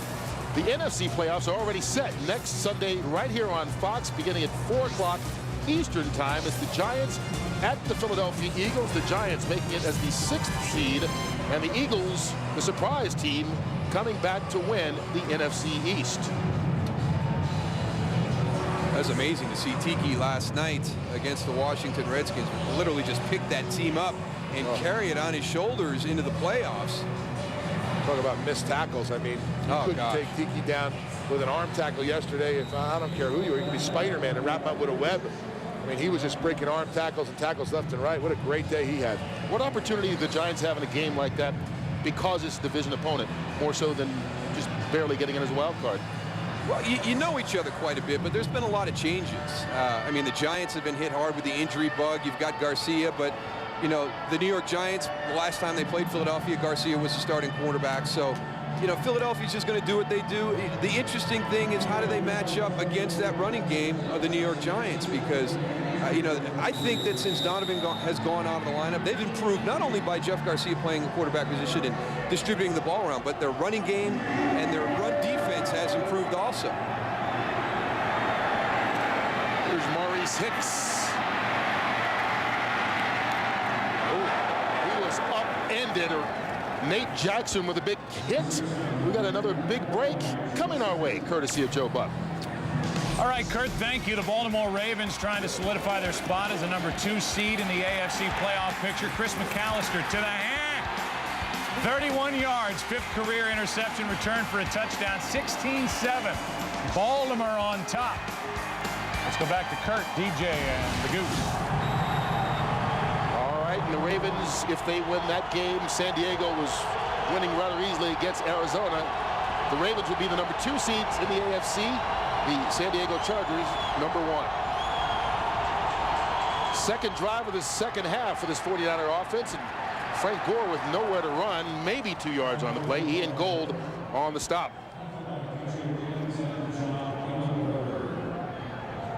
And look at this. Today, the defense is definitely done their part. Each team with an interception returned for a touchdown. Champ Bailey for the Broncos, Walt Harris for the Niners. Well, you expect that type of play from the Denver defense, but the San Francisco defense at times this season, you know, a little bit susceptible to big plays. You didn't expect them to have the type of performance they've had this afternoon. Here's Smith. The end around. Arnaz Battle. Broncos not fooled at all. Battle picks up a couple of yards, and that's it. Demetrin Field in there on the stop. And you know why they weren't fooled? Because Champ Bailey. We talked about him being a complete player and having the interception return for a touchdown. But Champ Bailey saw that reverse and got outside and forced Arnaz Battle back to the inside. Watch him. He chases him all the way across the field and actually beats him to the point. It's Champ Bailey that forces him back inside to the pursuit. So Larry Allen also pulling on that play. Really didn't fool anybody there. He's really not built for pulling, almost. No, you really can't hide number 71 when he's out there running. Third down for the 49ers. They need the 41-yard line. And if you're looking for that yellow stripe that you normally see, it's not there. Even though it looks like the 49ers may have gotten enough. Taylor Jacobs going to be right at the spot they need, but that yellow first down marker that we normally have for you is not here today because of the weather problems that we've had here in Denver. No problem for either one of these teams. 17-16 the score. The Broncos hoping it's no problem to get in the playoffs. They've got to come back and win it. They're getting to the playoffs, but they're going to have to stop the 49ers and come back in order to do it. San Francisco with a first down at their own 42-yard line. Frank Gore with a hole. And Gore with a nice 7-yard pickup on first down. Time for us to pick up another game break. Here's Joe Buck. Well, Kurt, we took away some of your audience. We're watching this game, and Matt Schaub has just thrown a 9-yard touchdown throw to Algie Crumpler. Extra point, 17-17 game, Atlanta-Philly. I think any scouts are paying attention to the way Matt Schaub is throwing the ball. Kurt, DJ, Goose. Well, you know, maybe some of those scouts should be in the Atlanta front office, some people think. 49ers at the 49. Pump fake by Smith. Wide open. Down the right side is Arnaz Battle, and he fights his way down to the 16. Good play by this 49er offense. 36 yards on the reception. Well, you talked about the pump fake. It was actually a double move. It was a slant and go on the left side. And when he focused to the left side, he moved the safety over to that side of the field, and then he was able to get back to Arnaz Battle in the middle of the field because it ended up being wide open. Look how open he is right there. That's because the pump fake with the double move on the other side had moved the safety all the way to the offensive left. First down at the 16. Frank Gore. Ian Gold there to meet him. Gore falls forward for 2. And earlier in the game, Frank Gore set the single-season rushing mark for the 49ers. He's now got the single-season total yardage mark from scrimmage. You know, talking to Frank Gore yesterday, I was amazed to see how he likes to go and watch other players, especially teams he's going against. And he said, you know, he saw LaDainian Tomlinson on film, and he was trying to emulate him and see what he does and how he's so good, and he really couldn't spot it. I just sort of told him, I said, you know, sometimes guys just have this special talent that you really can't go and learn. But it was amazing to see this guy wanting to get better week in and week out. Looking forward to the offseason and getting better for next year. Gore again. Follows his fullback, Norris. You know, Frank Gore told us he's going to take 1 week off, and then it's back to training. 1 week. I don't believe that. We left our meeting last night, and I'm walking out the door, and there's Moran Norris and Frank Gore walking down the hall. So I stop and talk to him, and we're talking about that, and then Norv Turner walked up and said the same thing. And I looked at him, I said, what are you, nuts? I said, 5 weeks, 6 weeks. I said, you don't understand how much pounding your body has taken. You're going to be over 300 carries for this season at the end of the game tomorrow. You need more than a week to let your body heal fully. Niners can pick up a first down at the 6. Smith. Scrambling. You can't find anybody open in the direction of Taylor Jacobs. Ebenezer Ekubon chasing him and forcing him to get rid of it. I think, you know, we look at Lynch, John Lynch in this game. We talked about how he's been around for so many years and played at the level that he has. And it's because, you know, and Darryl, you realize it also, you have to be able to turn it off. You know, after the season, you need to decompress, you need to recharge your batteries, you need to get away from football a little bit, or else it starts getting stale. You know, you need to go and see new things and try new things, but you need to get away from it. That's just as important as being around it and concentrating on doing the things you need to do. 29-yard attempt for Neddy. And that's a big one. It makes it a 4-point lead, and so the Broncos have to get a touchdown in order to win this game and get into the playoffs. Kurt Menefee along with Daryl Moose Johnston and the Goose, Tony Saragusa. Nobody told you about the Chippendales auditions here today, Kurt? Yeah. You didn't get your number pulled for that one yet? Happening right before midnight. You're after the game. Yeah, your audition is after the game. Right after everybody leaves and I'm on a flight.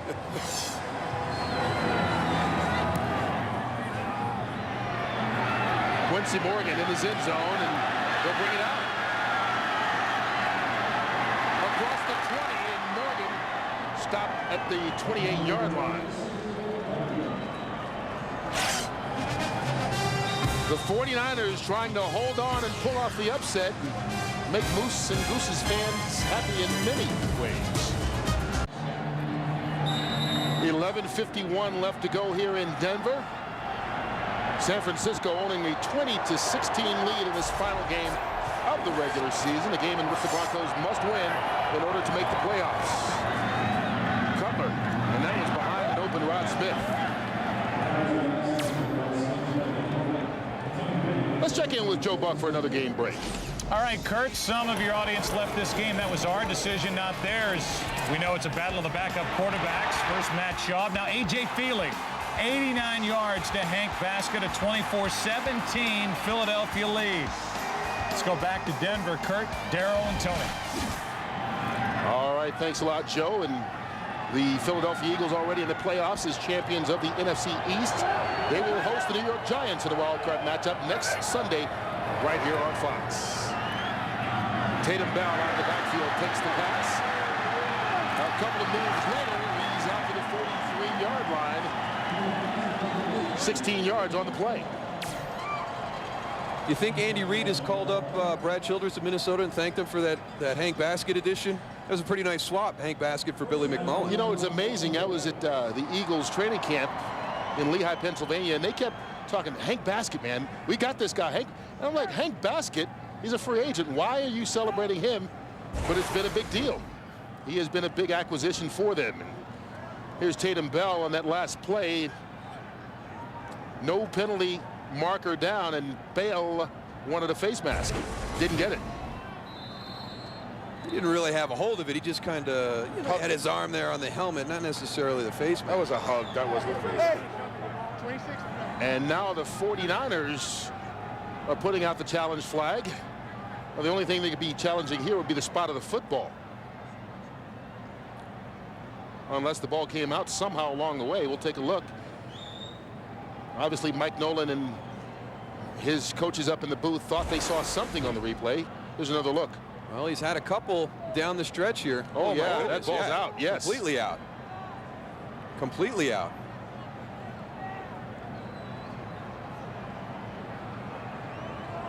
Who recovers? That's the big question. You have to recover that ball. Well, what San Francisco is challenging the ruling on the field of the runner fumbling and recovering the football. We'll review the play. There's a call from Larry Nember. What it would dictate would be the spot of the football. Replay challenge going on. We'll take a timeout. Look at the replays. You can see that the ball definitely came out as Tatum Bell lost it. The problem is the Broncos, or pardon me, the 49ers never recovered the football. So all they could be challenging right here, all they could gain out of it would be the spot of the football. Well, here's the run right here. The ball's out now. Okay, he's down. The ball, you'll see it right there under his leg. Looks like, you know, we can't tell, but if the whistle's blown right here, that it's dead. You see a 49er right there. Harris go in, Walt Harris, and recover the ball. But from the rule, the play would be over, and it would just be the spot, like you said earlier, Kurt. You know, the funny thing is nobody really saw that ball come out from the secondary. You never saw somebody come flying in and slide in and try and dig the ball out. If that would have happened, if they'd have dug the ball out and San Francisco had clear possession of the ball, then you've got an argument for the challenge. But because the way the possession ended at the end of that play, with really Tatum Bell being the last guy to have possession and the official coming in and getting the ball, there's no way that San Francisco can change possession.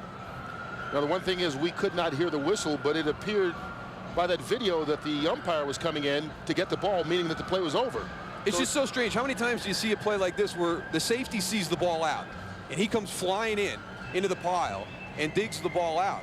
I mean, it was such an inconspicuous fumble that nobody really knew. Even Walt Harris, as he came in, was like, After reviewing the play, the runner clearly fumbled the football, and number 27 for San Francisco picked up the ball and had possession of it. It will be 1st and 10 for San Francisco at the spot of recovery.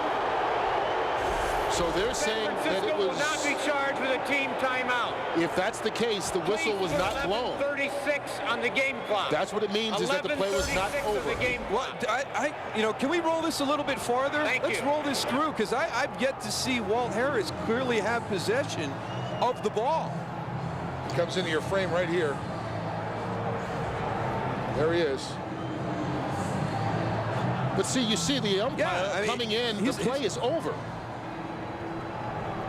Andre Wash, the umpire, comes in to get the ball. I tell you, but nonetheless, they give it to the 49ers, and that is a huge call because the Broncos, once again, have to win this game in order to make the playoffs, and now it's been a turnover at their own 43-yard line.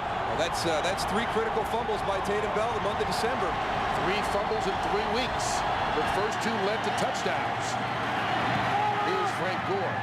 After Bell fumbled against Arizona, the Cardinals scored a touchdown. Same story last week with the Bengals after they recovered. And right now, Denver with no timeouts. There's still nearly 11.5 minutes left in the ball game, but they've got to find a way to stop this 49er offense and then score a touchdown. That's going to become a factor, the no timeouts, because if these guys go down here, they score a field goal, they're going to need those timeouts to go and you know, if they get into a 2-minute or even a 4-minute situation to move the ball downfield.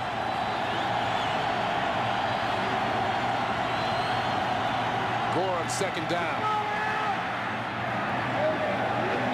Close to that 1st down marker. Penalty on the play as well. Holding, offense, number 85. 10-yard penalty. Repeat 2nd down. So it won't matter as Vernon Davis is called for the hold.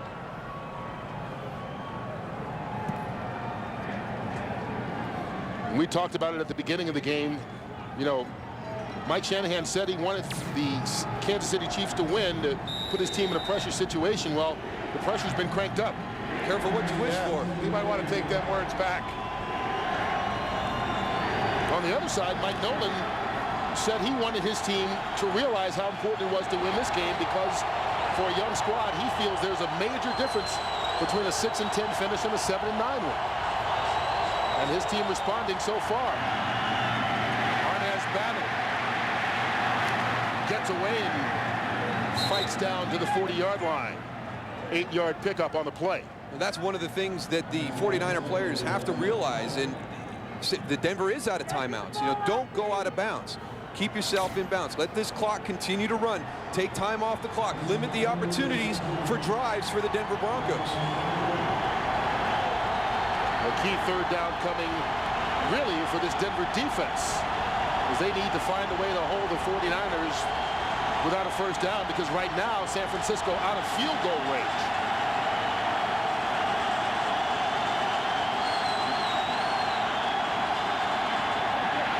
Smith zips that one. 1st down 49ers, as it was caught by Taylor Jacobs, but he lost the football as he went down.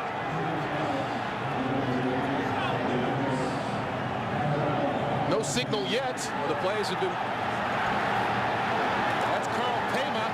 He picked up the football. No official gave a signal, and so the Broncos pick it up and take advantage. They're having a problem with whistles down there on the field. They must be frozen. Man, they must not have the plastic ones. They got those metal ones. They're stuck to their lips.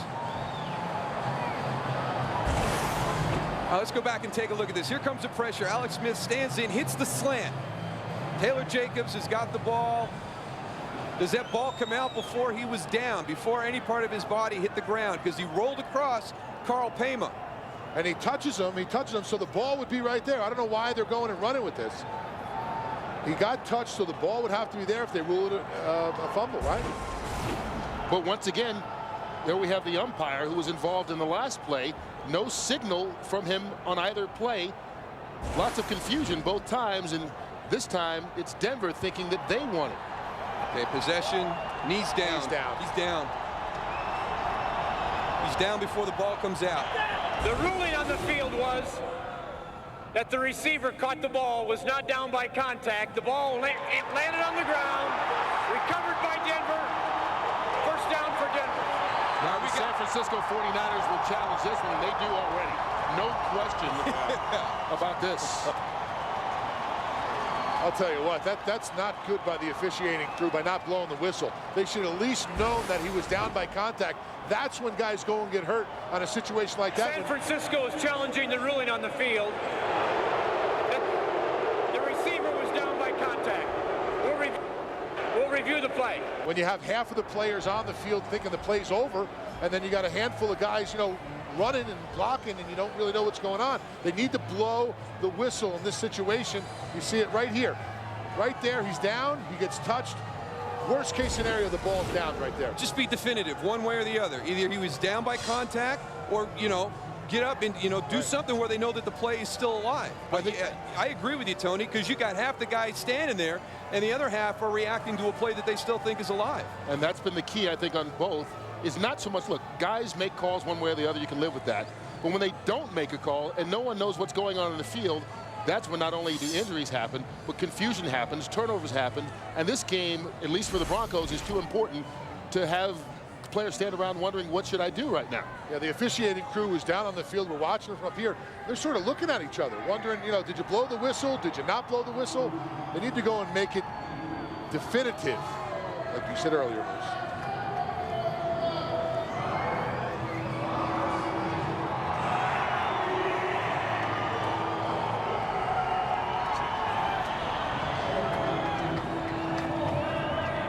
For those of you just joining us, San Francisco has challenged what was ruled a turnover on the field. The Denver Broncos needing to win this game in order to get to the playoffs. 49ers lead at 20-16 with 9:17 left to go here in the fourth quarter. Well, this is our second one in about 3 plays that's been very unusual. San Francisco got it back on kind of a crazy play that we had going to review, but you can see right there Taylor Jacobs with possession of the ball is down. Now the ball comes out loose. The ruling on the field was a fumble. Mike Nolan threw the challenge. They're reviewing it right now, but this is after the 49ers got the ball on a similar play when Tatum Bell fumbled before he went down, but nobody realized it was out. Walt Harris kind of came in. They said he had possession of the ball. We're still questioning whether he had possession of the ball or was just handing it to the umpire. But it's been a few crazy minutes here at Invesco Field. Kurt Menefee, Daryl Johnston, and Tony Saragusa with you on the final Sunday of the regular season. The NFC playoff picture's all set. The AFC picture, a little cloudy right now. The Denver Broncos win. They are in as the 5th seed. If they lose, the Kansas City Chiefs will get into the playoffs. Well, we'll catch you up on the scoring so far this game. Started off with a couple of field goals on defensive stands by the Niner defense, but then Champ Bailey on a tip pass takes it back for a touchdown. Moran Norris out in the flat with a big blitz on Alex Smith, gets him the ball, and the fullback gets down the field and in for a touchdown. And then Jay Cutler, who had just come back into the game after sitting out with a possible concussion, throws an interception that Walt Harris brought back for a touchdown. And now Larry Nemmer's ready with the call. After reviewing the play, the receiver must hold on to the ball to complete the catch. Therefore, the pass is incomplete. It'll be 4th down for San Francisco. Please put please put 9:41 on the game clock. 9:41. I don't know if they have the same angle as we have. San Francisco will not be charged with a timeout. But it looks like right here, he has possession of the ball. He goes down, it's to his body, the knee is down, obviously, and then the ball comes out. I think it's a reception. Well, incompletion looks to us as the worst call they could make on this. Well, it's the one thing that we're not even considering, because I think all 3 of us felt he had established possession and made a move common to the game of football. You know, he catches it, he turns upfield. I was never really looking at whether he had possession. It was more of, was the knee down before he lost possession? Well, now that you've seen it, have you changed your mind? No, I think it should have been a catch, knee down. San Francisco, I don't know if that was enough for the first down. I can't even remember where the ball would have been spotted at anymore. It was a 10-minute delay there. And so the 49ers forced to punt.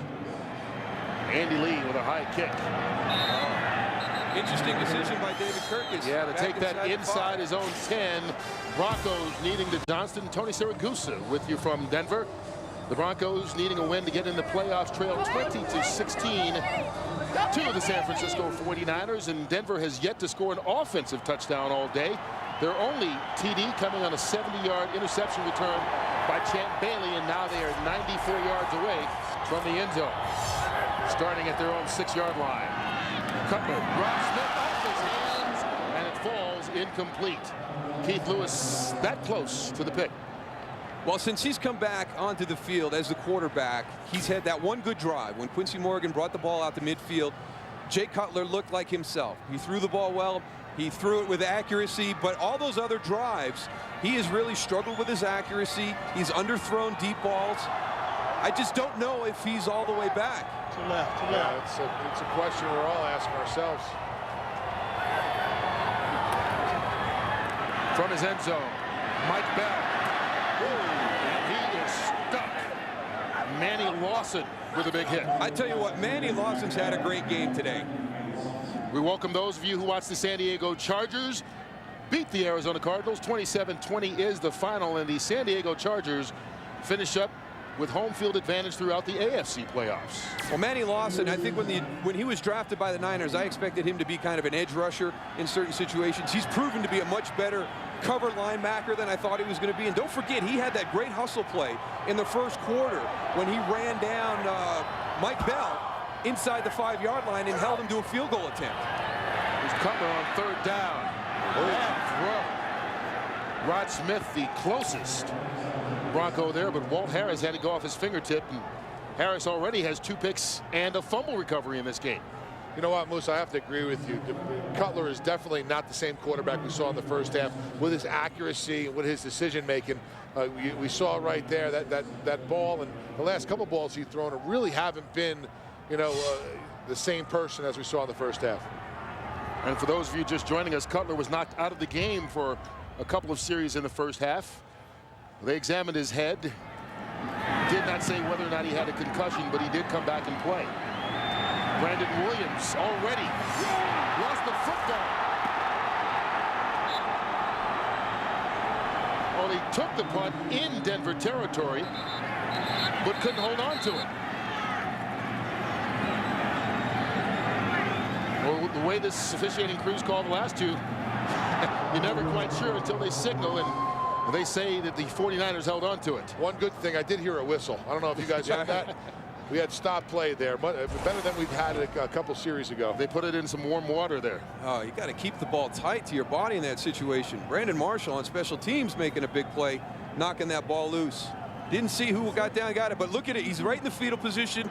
He's covered up and holding on for dear life. Bring that knees to the chest, man, and hold on.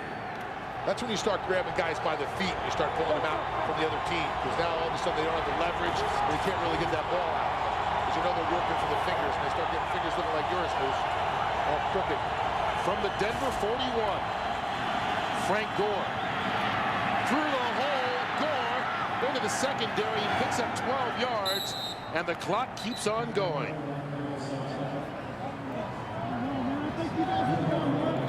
On Sunday, January 14th at 8/7 Central, it's The Simpsons, my favorite TV show.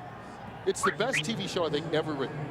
Ever. Animated or everything? Everything. Everything? Wow. Everything. Now, look, I will admit it's not as great as it was 5-6 years ago, but it's still the best show on television. You gotta like the situations they put the people in. Bold statement. Bold statement. Well, you gotta go out on a limb sometimes. First down after the 12-yard gain by Gore. Smith, being chased by Engelberger, slides safely to avoid the hit. Well, the Kansas City Chiefs won earlier today, which put pressure on this Bronco team, meaning that Denver needs to win in order to get into the playoffs. If Denver wins, they are the 5th seed. The Jets are number 6. Should Denver lose, Kansas City will slide into the playoffs as the number 6 seed in the AFC. Champ Bailey with the only touchdown for the Broncos in this game, a 70-yard interception return. And trying to help this defense get a stop here on second down. Gore. Into the arms of Nate Webster. John Engelberger, the former 49er, finally wrapped him up. This game is so similar, in my opinion, to when San Francisco played Seattle. Really didn't do a whole lot in the first half of that game and came out in the second half and just dominated the entire second half of the game. And the Niners have kind of done the same thing today. I mean, they have just controlled every aspect of the football game in the second half. Seems like they gain momentum as the game goes on. And Frank Gore, obviously the workhorse. I mean, he's been playing extremely well, downhill every time, not bouncing the ball like a finesse guy, just a power smash mouth. Sort of reminds me of a fullback, just downhill, banging them yards out, Moose.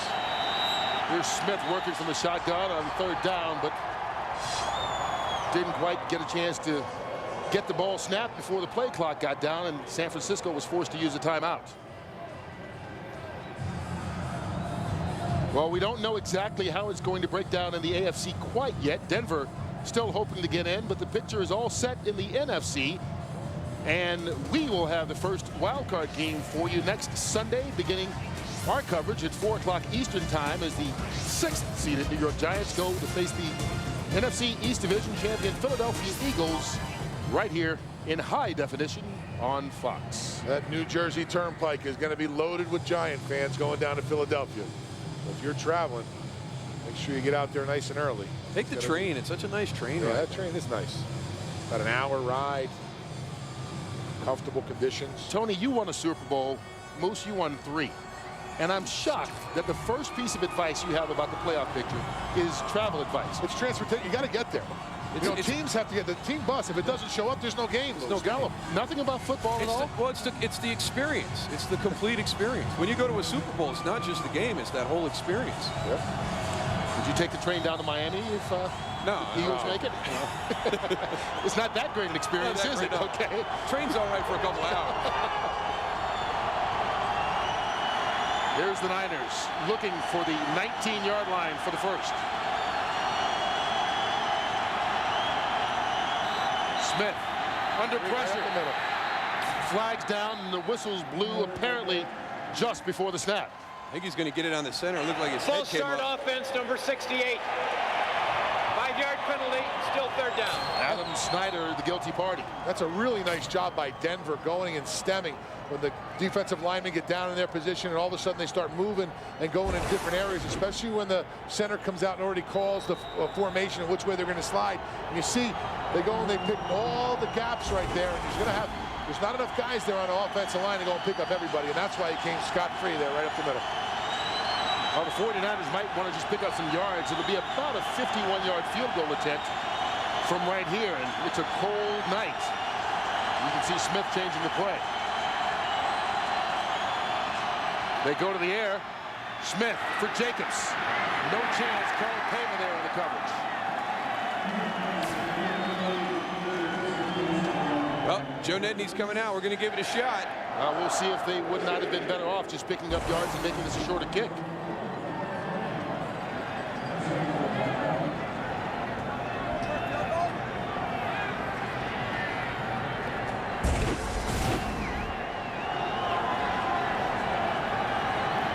And this will be right at 51 yards. Nedney. Yeah, but up here in Denver, it's almost like a 45-yarder. Even with the cold? Yeah, I think the cold negates the altitude. There's movement before the ball was snapped. And if this is against the 49ers, this could be trouble. Fingers pointing in all directions here.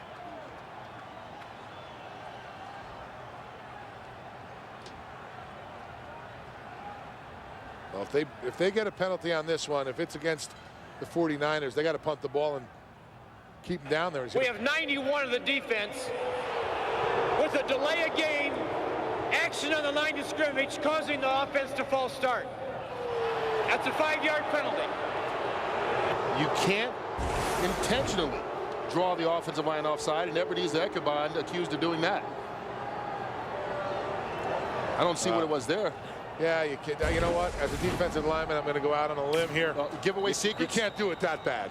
I mean, you can't go and you know, even drop down to your knee. Once you're on the line of scrimmage, you know, there's other things you can do, but you don't want to do that. I mean, that was very obvious right there. That's a good call. It helps out Nedney. Now it's only a 46-yard attempt.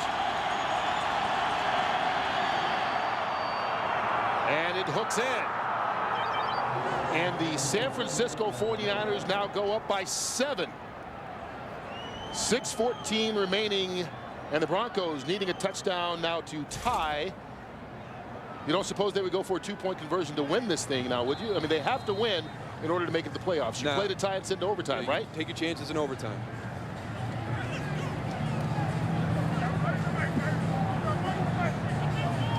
Well, the Broncos offense is yet to score a touchdown all day long, and they absolutely have to have one right now. There's the guy right there who can get it done, Champ Bailey. That guy, whenever he's on the field, is a threat. So a nice return by him earlier, almost. It's just, you know, we mentioned he's one of the 3 guys up for the defensive MVP of the league, and you know he has done nothing to take away from that today. He had the interception return for a touchdown, but he's such a complete player at the cornerback position. It's just not all about coverage. He's a team guy. They may want to put him on offense right now. Try and get something going. No offensive touchdowns on the day. And remember, Bailey did play offense at the University of Georgia, but I don't think that's anywhere in the plans right now. All right? I'm not going out on that much of a limb. 49ers defense has had a couple of big stands today. Can they have at least one more? Morgan bobbles it, and so will certainly stay in the end zone. And Denver will begin from their own 20-yard line on this possession.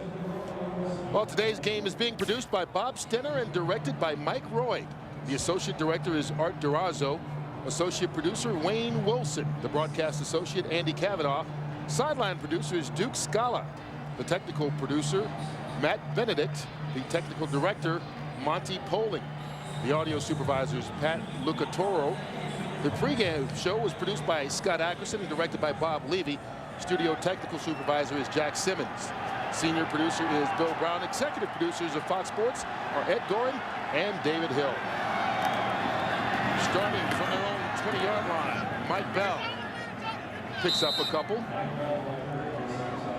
And you know, our crew has worked so hard all season long, but these people right here this weekend, it's unbelievable. Through 3 feet of snow, literally, here in the Denver area, and not having all the equipment here and all types of technical difficulties just to get it put together, to get this broadcast put on air. People will never understand how hard they work and how much we appreciate it. I just want to say, too, they're a lot better looking in person. You know, don't let that discourage you if you have a person there that's a family member or something. Second down for the Broncos. Oh, it's broken up. Javon Walker, the intended receiver, but Chad Williams there to swat that one away. Did Chad Williams get that swatted down, or did Javon Walker just put it on the ground? Oh, yeah, Williams whiffed, and Walker just missed it. Got to catch those. You want to do something in the playoffs and make a run at it, you got to catch those passes. And they've got to catch it to get to the playoffs. Needing the 30 here on 3rd down. Whistles blow before the snap.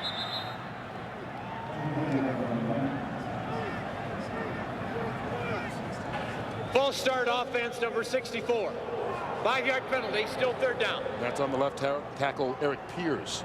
You know, guys, we're talking about all the hard work those guys on our crew have done. We should give a special thanks to Turner Broadcasting, FSN Rocky Mountain, and really all the crew that helped us out.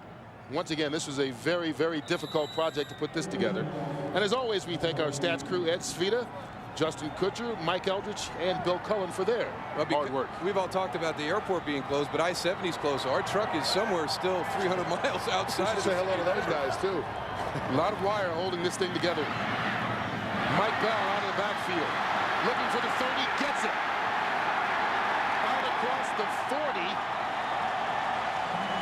And the Broncos pick up a much-needed 1st down.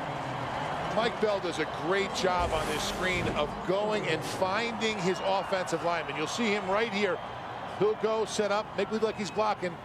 Now the ball's to him. Now he's going to go freeze it right there. Those big guys right here, these two guys, they're the guys you want to find. He does a nice job of cutting back, and that's why you got the first down. 24-yard pickup on 3rd and 12. Takes it to the 42. Follow the beef, Moose. Follow the beef. Moose was the beef. That was the problem. Here's Mike Bell. Gets away. And Bell with a nice gain of 8 yards on the play. And you can see why during crunch time they like Mike Bell to run the football. Well, I mean, we saw earlier in this quarter when Tatum Bell put one on the ground and San Francisco actually got the ball back. The defense came out, made a stop, didn't cost them any points. But the last 3 games he's had critical fumbles, and Mike Bell, Mike Shanahan's not going to put up with that. And they had a rotation all year long, but it's not much longer before Tatum Bell might not get the snaps that he's getting out at the beginning of the games because of the mistakes he's making late. Cutler working from the shotgun. Pass caught underneath, and Javon Walker going to be right near that first down spot. He got it. They're doing a nice job of changing it up. Little screen pass, run, pass to the outside. They're not going all together with just a drop back pass where San Francisco can just pin their ears back and bring the pressure. And I think keeping San Francisco off balance right now is really providing justice to this drive. In 49er territory.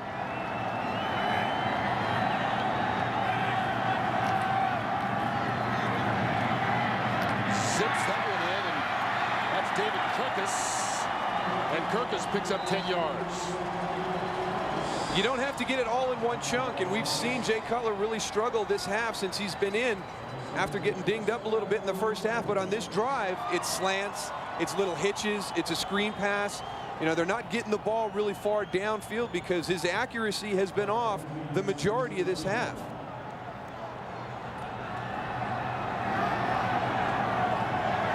Ball's at the 36-yard line. Draw play, Mike Bell. And a good job by Bryant Young sniffing that one out. And that's the first time today we've called B.Y.'s name.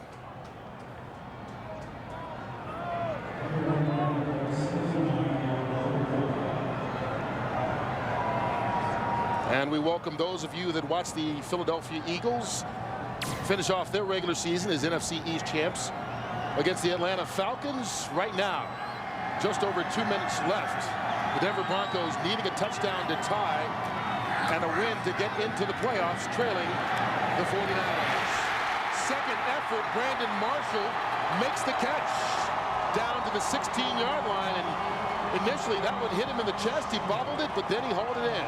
I tell you what, he got really lucky. There's a saying among the players, you don't get 2 touches to make a catch, and he's lucky that he was not separated from the ball with an opportunity to get it on the deflection.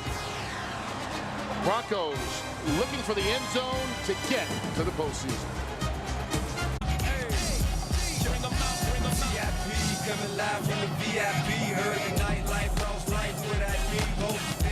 Well, the San Francisco 49ers have put up a great effort on both sides of the football today. The Broncos, they've struggled offensively without an offensive touchdown all afternoon, but with 2 minutes left, what better time to get it than now? If they get a score and tie it, they have a chance at making it to the playoffs. Here's Mike Bell with a run after the catch down inside the 10-yard line. And Bell trying to keep the Broncos' hopes alive. If they win this game, they clinch a playoff berth. If they lose it, they are done and on the outside. That's what's been so impressive about this drive with everything on the line, and Jay Cutler playing erratic in the second half. He's put it together when he had to. Towards the end zone, touchdown Broncos! Tony Scheffler with the catch.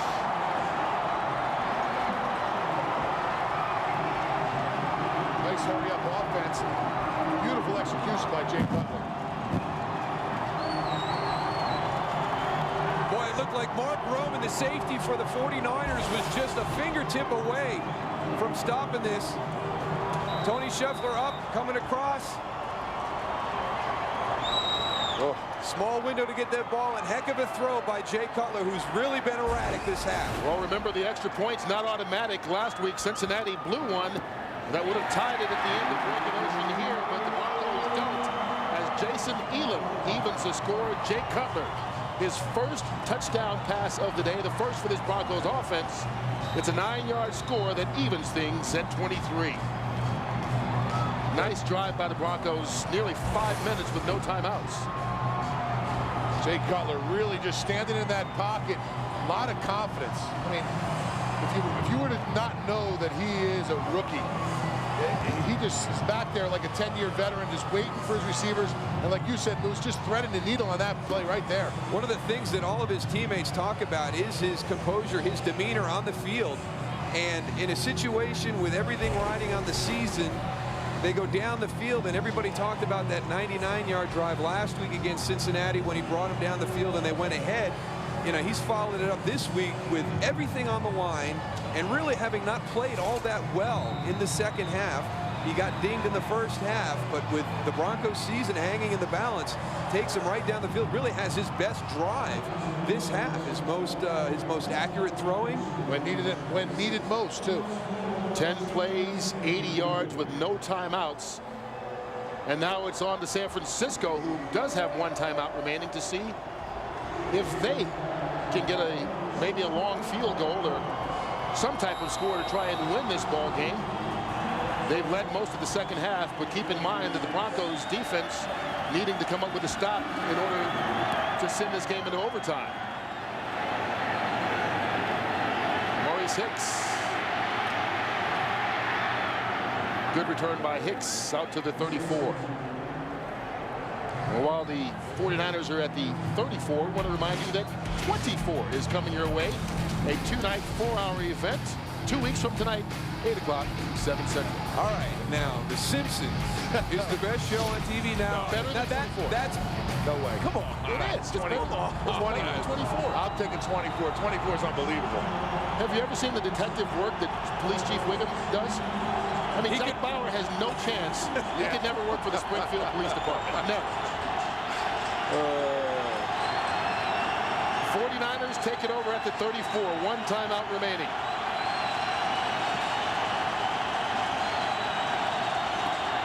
Smith up top. That's his tight end, Vernon Davis. Davis wrapped up almost right away. Hamza Abdullah on the tackle. Well, keep in mind, as soon as we are done here, the OT comes your way. We'll get you all caught up on the playoff picture in both the NFC and AFC, plus word as to Bill Cowher and his future as head coach of the Pittsburgh Steelers. Smith in trouble. Lucky that was picked off. Frank Gore, the intended receiver, John Lynch, was right there on top of him. Well, you talk about a game of inches. Lucky that John Lynch didn't pick it off, but lucky that Frank Gore didn't get a hold of that. Because if he'd have turned around and got north and south, he had about 20 yards of open real estate.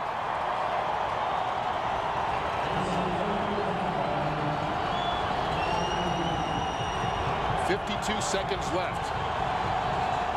49ers looking for the 44-yard line for the first.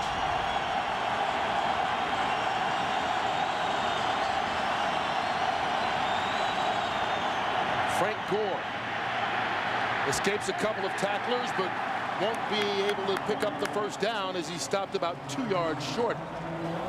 Well, you go back to that drive earlier this half where the Broncos had to burn all 3 timeouts in that drive. Boy, wouldn't they love to have a couple of those right now to kill this clock and maybe have a shot for a field goal attempt in regulation.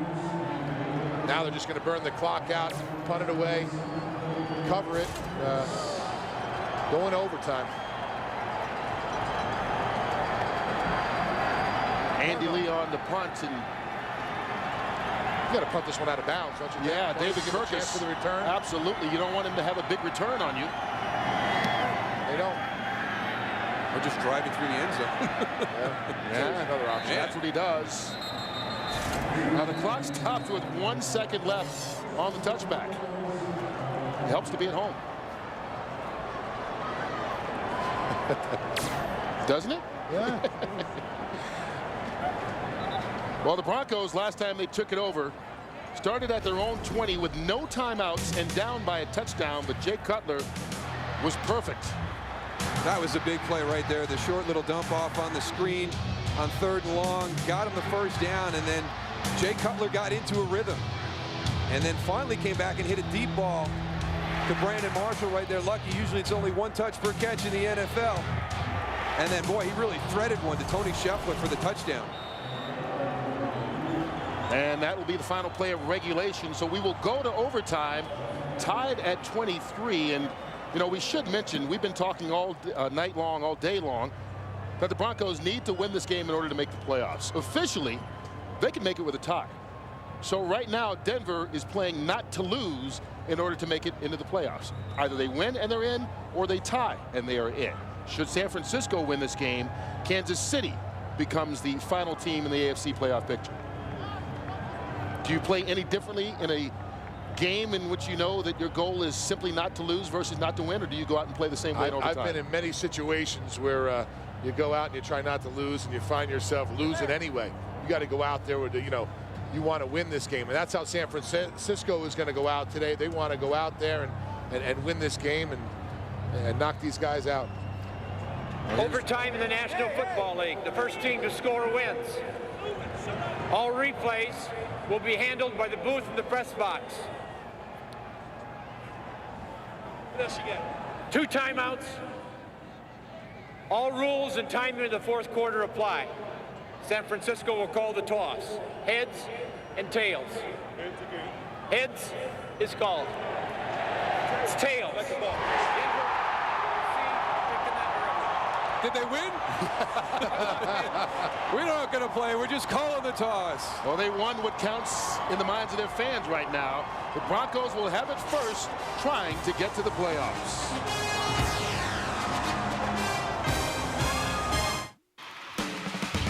The celebration goes trying to find a way to celebrate early. If they win or tie with this football game, they will be in the playoffs. If they lose, Kansas City will get that final playoff spot. And will it be a happy New Year's Eve for these fans, or one in which they look back and go, it was a season of what if? This team started out so well, a dominant defense through the first 5 games, only giving up 1 touchdown. But they had a 4-game slump in the middle of the season, switched to the rookie quarterback Jay Cutler from Jake Plummer, bounced back, but on a day in which they needed to win to get into the playoffs, and struggled up until this 4th quarter. But now they've gotten it into overtime, and Quincy Morgan gets it off to a decent start and taking it out to the 26-yard line. And here comes Cutler. And this is overtime so far this season. Home team 7-3, and that includes the Denver Broncos, who back early in the season beat the Kansas City Chiefs 9-6 in an overtime game. And who would have thought that those are the 2 teams fighting for the final spot in the playoffs right now in the AFC. Kansas City lost that one, but they could win if the Broncos lose this one. You tired? Who's that? I thought I heard an exhale from you. Here's Brandon Marshall. And Marshall gets nowhere. You know, one of the big things in overtime, though, when you get into a situation when you have some of the elements to combat is, the wind. And, throughout this half, it looks as though the direction the 49ers are going, the ball's traveling much better on the punts, on the kicks. So Denver gets the first shot, but we'll have to wait and see. Sometimes, we just saw the graphic about, teams who get the ball first have won 5 times this year in overtime, but I wonder if that wind could be a big factor here in this overtime period. Cutler. Smith diving for that first down marker. We'll see how close he got. Well, he got a heck of a spot. He really did. He got a heck of a spot. And keep in mind, we don't have our 1st and 10 line, that yellow line you normally see on the field, because of some weather issues here and not able to actually get here. Now, I think we have to point it out again. This guy right here that you see on your television screen, Jay Cutler, is a rookie. I'm certain people right now are not really seeing him as a rookie, the way he's playing and the confidence he has, dropping back into the pocket. But it's amazing to me to see how under control, cool he is right now in this situation. Making only his 5th start. Hands it off to Mike Bell. Bell up the gut. And he will pick up 7 yards. Not only a rookie, but a rookie who was knocked out of the lineup in the first half. So, you know, maybe you add that to everything else he's done so far this afternoon, especially that drive to get down and tie the game up. Yeah, we didn't know whether he was going to come back from that head injury or not. And, you know, we even questioned whether he was playing at 100%. And I'll tell you right now, he looks better than ever. He certainly seems to have regrouped, led them on that drive in the 4th quarter to tie the game, and now trying to drive them to the win and into the playoffs. Bell. Oh, what a collision right at the line of scrimmage. Mike Bell ran right into Brian Young, and Young won that battle.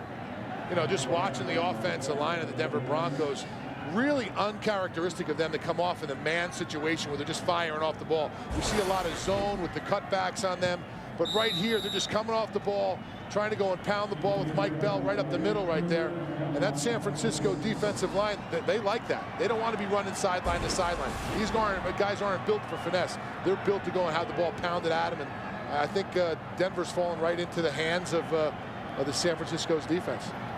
You can see Young being helped off the field after that helmet-to-helmet collision. There's one of the guys right there. I mean, he just looks like a run stopper to me. Denver only 2 for 10 on 3rd downs today, needing only 2 yards this time. Mike Bell alone in the backfield. He gets the carry and tripped up. Keith Lewis made the stop, but Bell fell before he even got back to the line of scrimmage. Well, this has been their best defensive call all afternoon, bringing pressure off the edges. And you see here, I mean, they're coming both sides. Both safeties coming off.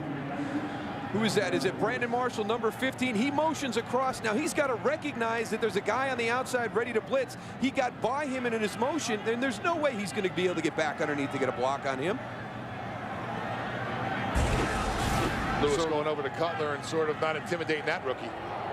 49ers defense stands up, forces the Broncos to punt on this first possession in overtime. Brandon Williams makes the fair catch at about the 12-yard line. 49ers will take over for the first time in OT. Tomorrow, the Tostitos Bowl Bash begins with the AT&T Cotton Bowl Classic. Nebraska taking on Auburn. Then is the Tostitos Fiesta Bowl as Boise State tries to stay undefeated, battling Oklahoma. The Tostitos Bowl Bash begins tomorrow at 11:30 Eastern, 8:30 Pacific in high definition only on Fox. The Bronco crowd chanting for this defense to come up with a big play or a big stand. Denver needing a win or tie to make it into the AFC playoffs. Frank Gore.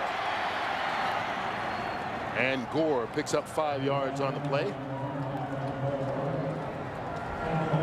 Well, I tell you, I am so impressed with him. I've got to see him play on TV during the course of the season or watching tape on him getting ready for an upcoming opponent when he was on the other side. And I tell you, he's everything I thought he was going to be today and more. I mean, he's really carried the San Francisco 49er offense all afternoon. 128 yards rushing for Gore. His 9th 100-yard game of the season. Smith, all kinds of time, and there's Gore up the backfield. Makes the grab and gets the first down. Well, the Denver Broncos got a couple of early field goals, and that was it. Until this deflection landed in the hands of Champ Bailey. He took it back 70 yards. They led it 13-0, but the 49ers came out in the second half and took the opening possession the length of the field to score, and then got a defensive score of their own as Walt Harris took it in from 28 yards out. That gave the 49ers the lead, but on the final drive of the first half, or second half, excuse me, fourth quarter, Jay Cutler to Tony Scheffler for the touchdown. The Broncos tie it, send it to overtime, and can keep their playoff hopes alive as Warren Norris gets the carry. Looks like Larry Allen's slow getting up now, too. He's been running all over the field today, pulling him and out on the edge. I mean, an older guy. I mean, I remember playing against him. Talk about a smash mouth guy. Strongest guy I've ever played against. Probably the best player I ever played against. But just watching him here today, I mean, he's just he's a force to be reckoned with on that offensive line. And what a pickup he has been for the 49ers. Another guy that a lot of people thought may have been done, but earned his way back into the Pro Bowl. Michael Robinson in at tailback. Smith. Robinson.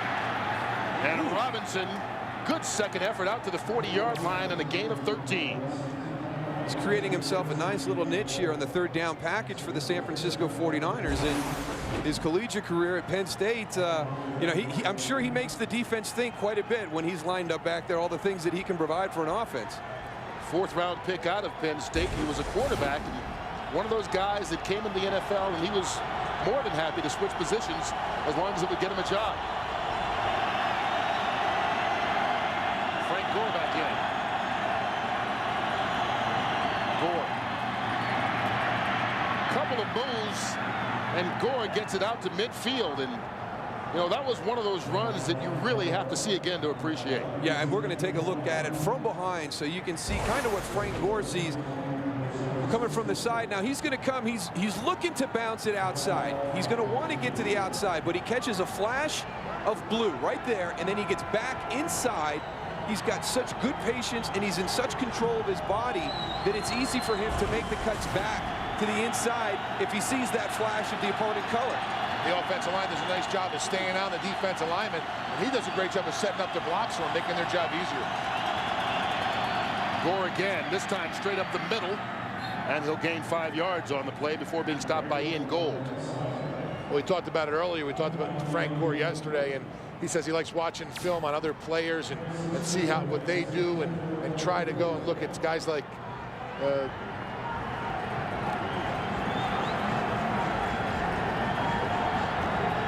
finish your story, Tor. Somebody's talking to me. This guy. You hear those voices in your head again? Yeah, unbelievable. Here's Gore on second down, looking to try and keep this drive alive.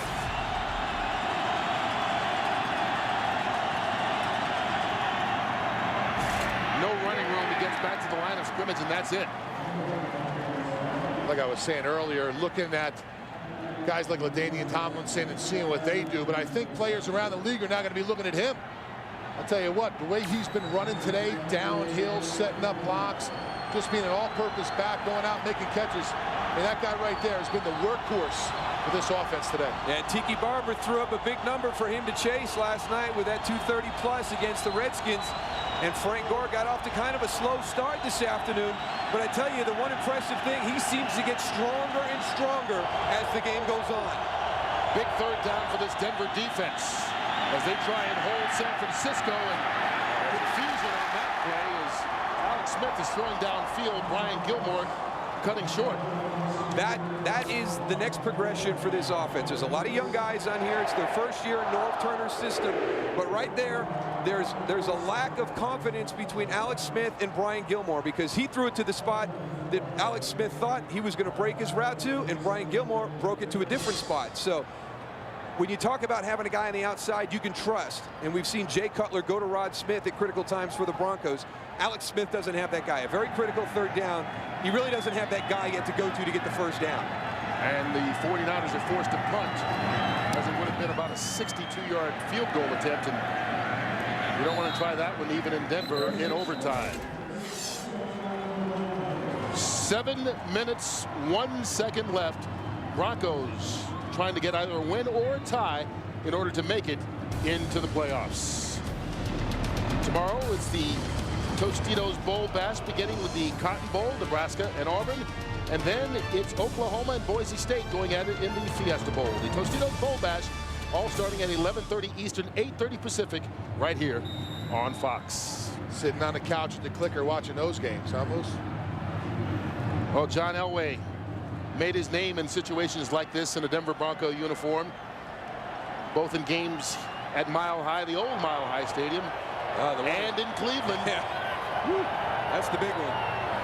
Cutler deflected, incomplete. And Cutler doesn't have to get them into the end zone, just in the field goal position.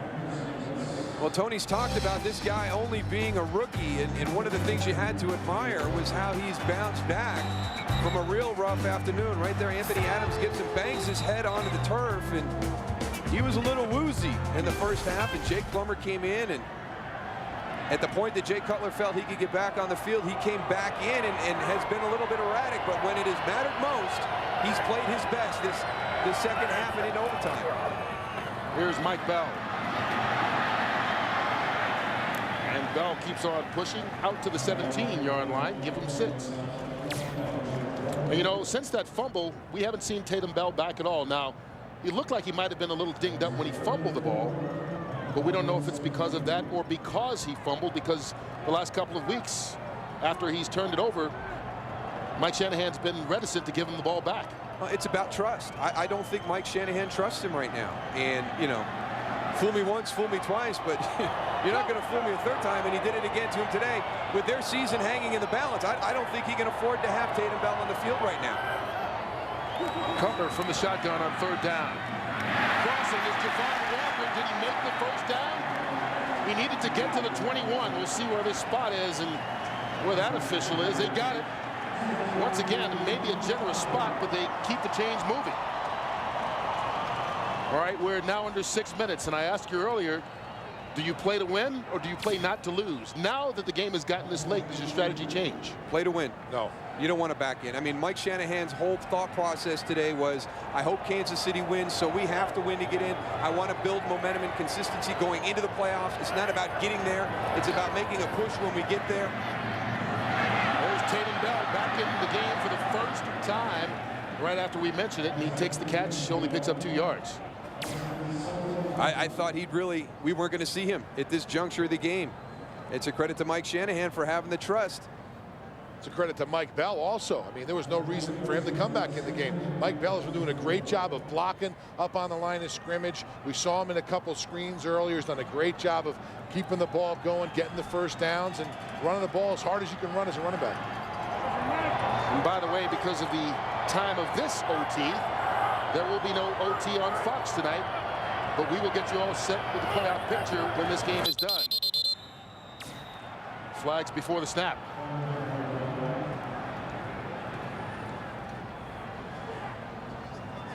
Here's the call from Larry Nemmers. False start offense, number 50.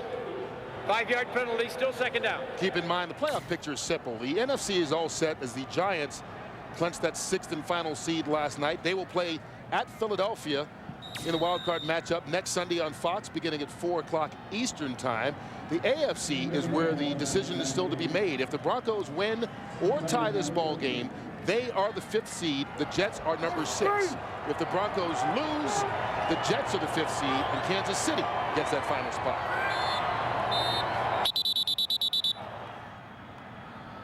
Timeout taken by the Niners. Timeout, San Francisco. That's their first timeout of the overtime.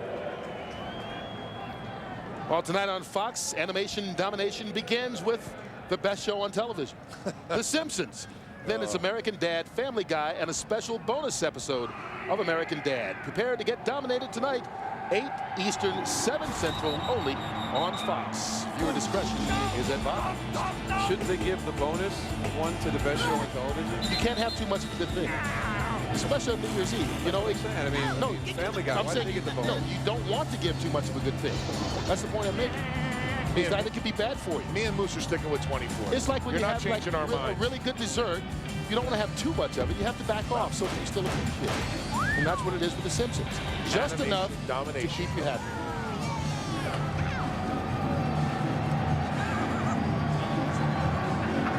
Oh, the Denver Broncos watching the clock with 4:52 remaining. A win or tie gets them into the postseason. Cutler going for Marshall. He made the catch and then dropped it. Incomplete. Brandon Marshall unable to haul that one in. And that has been his trademark the latter part of the season when he's had his most production are fantastic catches. He had one last week in the Cincinnati game. I still don't know how he got his feet down there. That's a diving catch, but I've seen him make catches much more difficult than that one. Marshall, a 4th round pick out of Central Florida, really coming on since Cutler took over at quarterback. That would have been a 20-yard pickup at a time they could use it. 3rd and long, needing the 32. And that one skipped to Marshall, incomplete. Well, we talked about it. They're trying to win this game. If they were trying to go for a tie, they would have been running the ball and trying to run that clock down. But right now they're going to punt it away, and the defense is going to come out and have to hold this 49ers offense, who's been playing pretty well. You see no ties in the National Football League in the last 4 years. The Broncos would be the happiest team to have a tie in probably the last 40 years. Talk about squashing momentum, though. There's no momentum with a tie. No. I mean, it's... If you're in the playoffs, you'll take it however you get there, as opposed to watching on TV, wouldn't you? Here's Brandon Williams.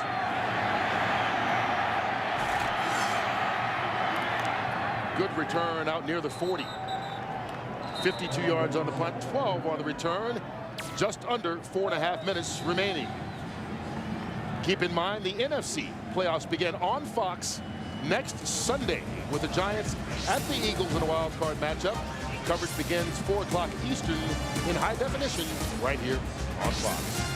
What a roller coaster ride it has been for the New York Giants this year. I mean, they've been counted out so many times to come back, and then counted out again, and then they come back. And I think you got to take your hat off to Tiki Barber.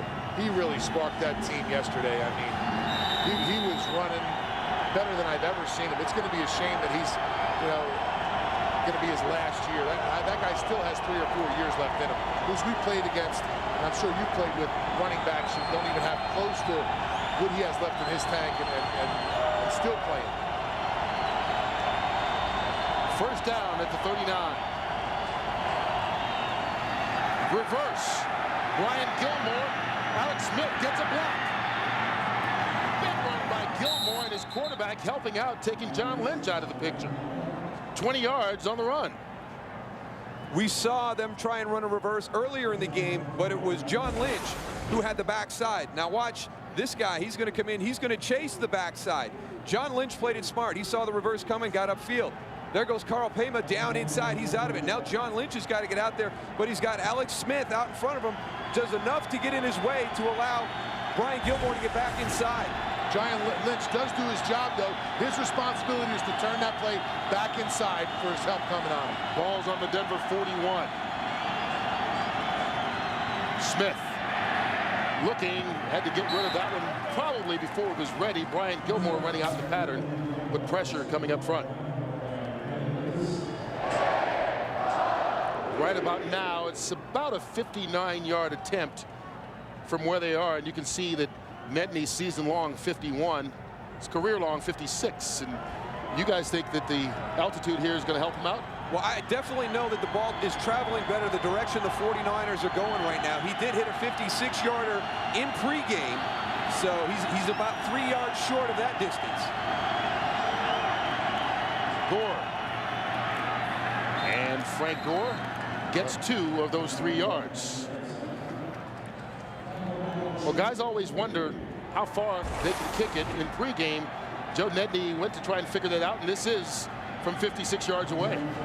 That was a long time ago. And that was the same direction that he's kicking, or would be kicking this field goal if he was about to try it.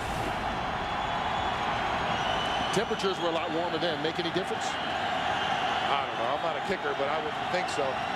When I walked up the stairs here, I know there's a lack of oxygen. I know it's a little thin here. I've been sweating for the last half hour, but... Third down. Gilmore gets the first. Down to the 25-yard line. 14 more, and the Niners are definitely in field goal range. Good execution on this pass play right here. Good throw by Alex Smith. Good route by Brian Gilmore on the outside. We saw them out of sync a little bit on the last drive. They come back on this critical third down and are in sync. Every time they brought pressure, Alex Smith really didn't throw the best ball or made bad decisions. I'm really surprised that they gave him that amount of time in the backfield to make that throw. Niners go with 2 tight ends. Ball's on the 25. Frank Gore. And Gore will fight for 4 more. And let me ask you guys, how aggressive can you be if you're Denver's defense right now, knowing they're already in field goal range? and that you can't lose this game and make the playoffs. You start putting your helmet on the football. When they're handing the ball off to Frank Gore, you start trying to put a helmet on that football. If that first guy has got him wrapped up, everybody else coming in, punching, putting a helmet on it, anything you can to try and dislodge that ball. Gang tackling. You got to run to the ball. Right now, they need to bring pressure. You need to go and meet the guy in the backfield, and hopefully, when he has the exchange going, you go and cause a fumble. That's the only chance I think Denver has right now to get a turnover. Yeah, it's not just about tackles, it's turnovers. Broncos need one. 31st carry for Frank Gore. He's got 152 yards on the ground.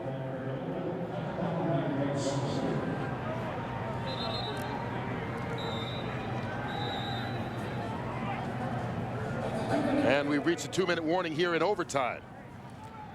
So Mike Nolan, in the game that he said was important for his team, because there's a huge difference between a 7-9 finish and 6-10, is in position to not only get to 7-9, but knock the Denver Broncos out of the AFC playoffs and put the Kansas City Chiefs in. Well, I think that just adds to the importance of this game because, you know, Mike Nolan has said, you know, last year we weren't very good. We really didn't have a chance to win a lot of games. We finished 4-12, but never felt like we had a chance going in. I think they feel they're a much better team this season, but to finish 6-10 and only be 2 games better than the previous year when you really felt you had no chance, I just think being able to knock off Denver in a situation where they had to win, a playoff-bound team that you prevented from going, getting to 7-9, ending the streak of consecutive double-digit losing seasons. I mean, 4-12 back-to-back. It's going to be such a positive thing if really what his mindset was, this is all about 2007. This team is going to have just such a huge emotional lift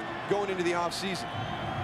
And it would be an emotional letdown for the Broncos if Joe Nedney's able to make this 36-yard attempt. Andy Lee with the hold. The snap from Brian Jennings. It's up, and he missed it. No, it's good. It went through. Wow. You got me. Oh, I thought you saw something I didn't see there, Kurt. I missed the call.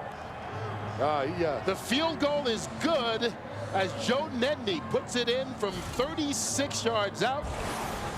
Take another look.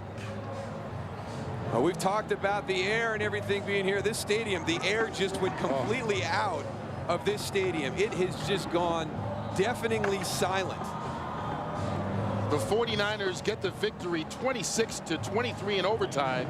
They finished 7-9, but more importantly, the Denver Broncos needed to win or tie to get into the AFC playoffs. They do neither.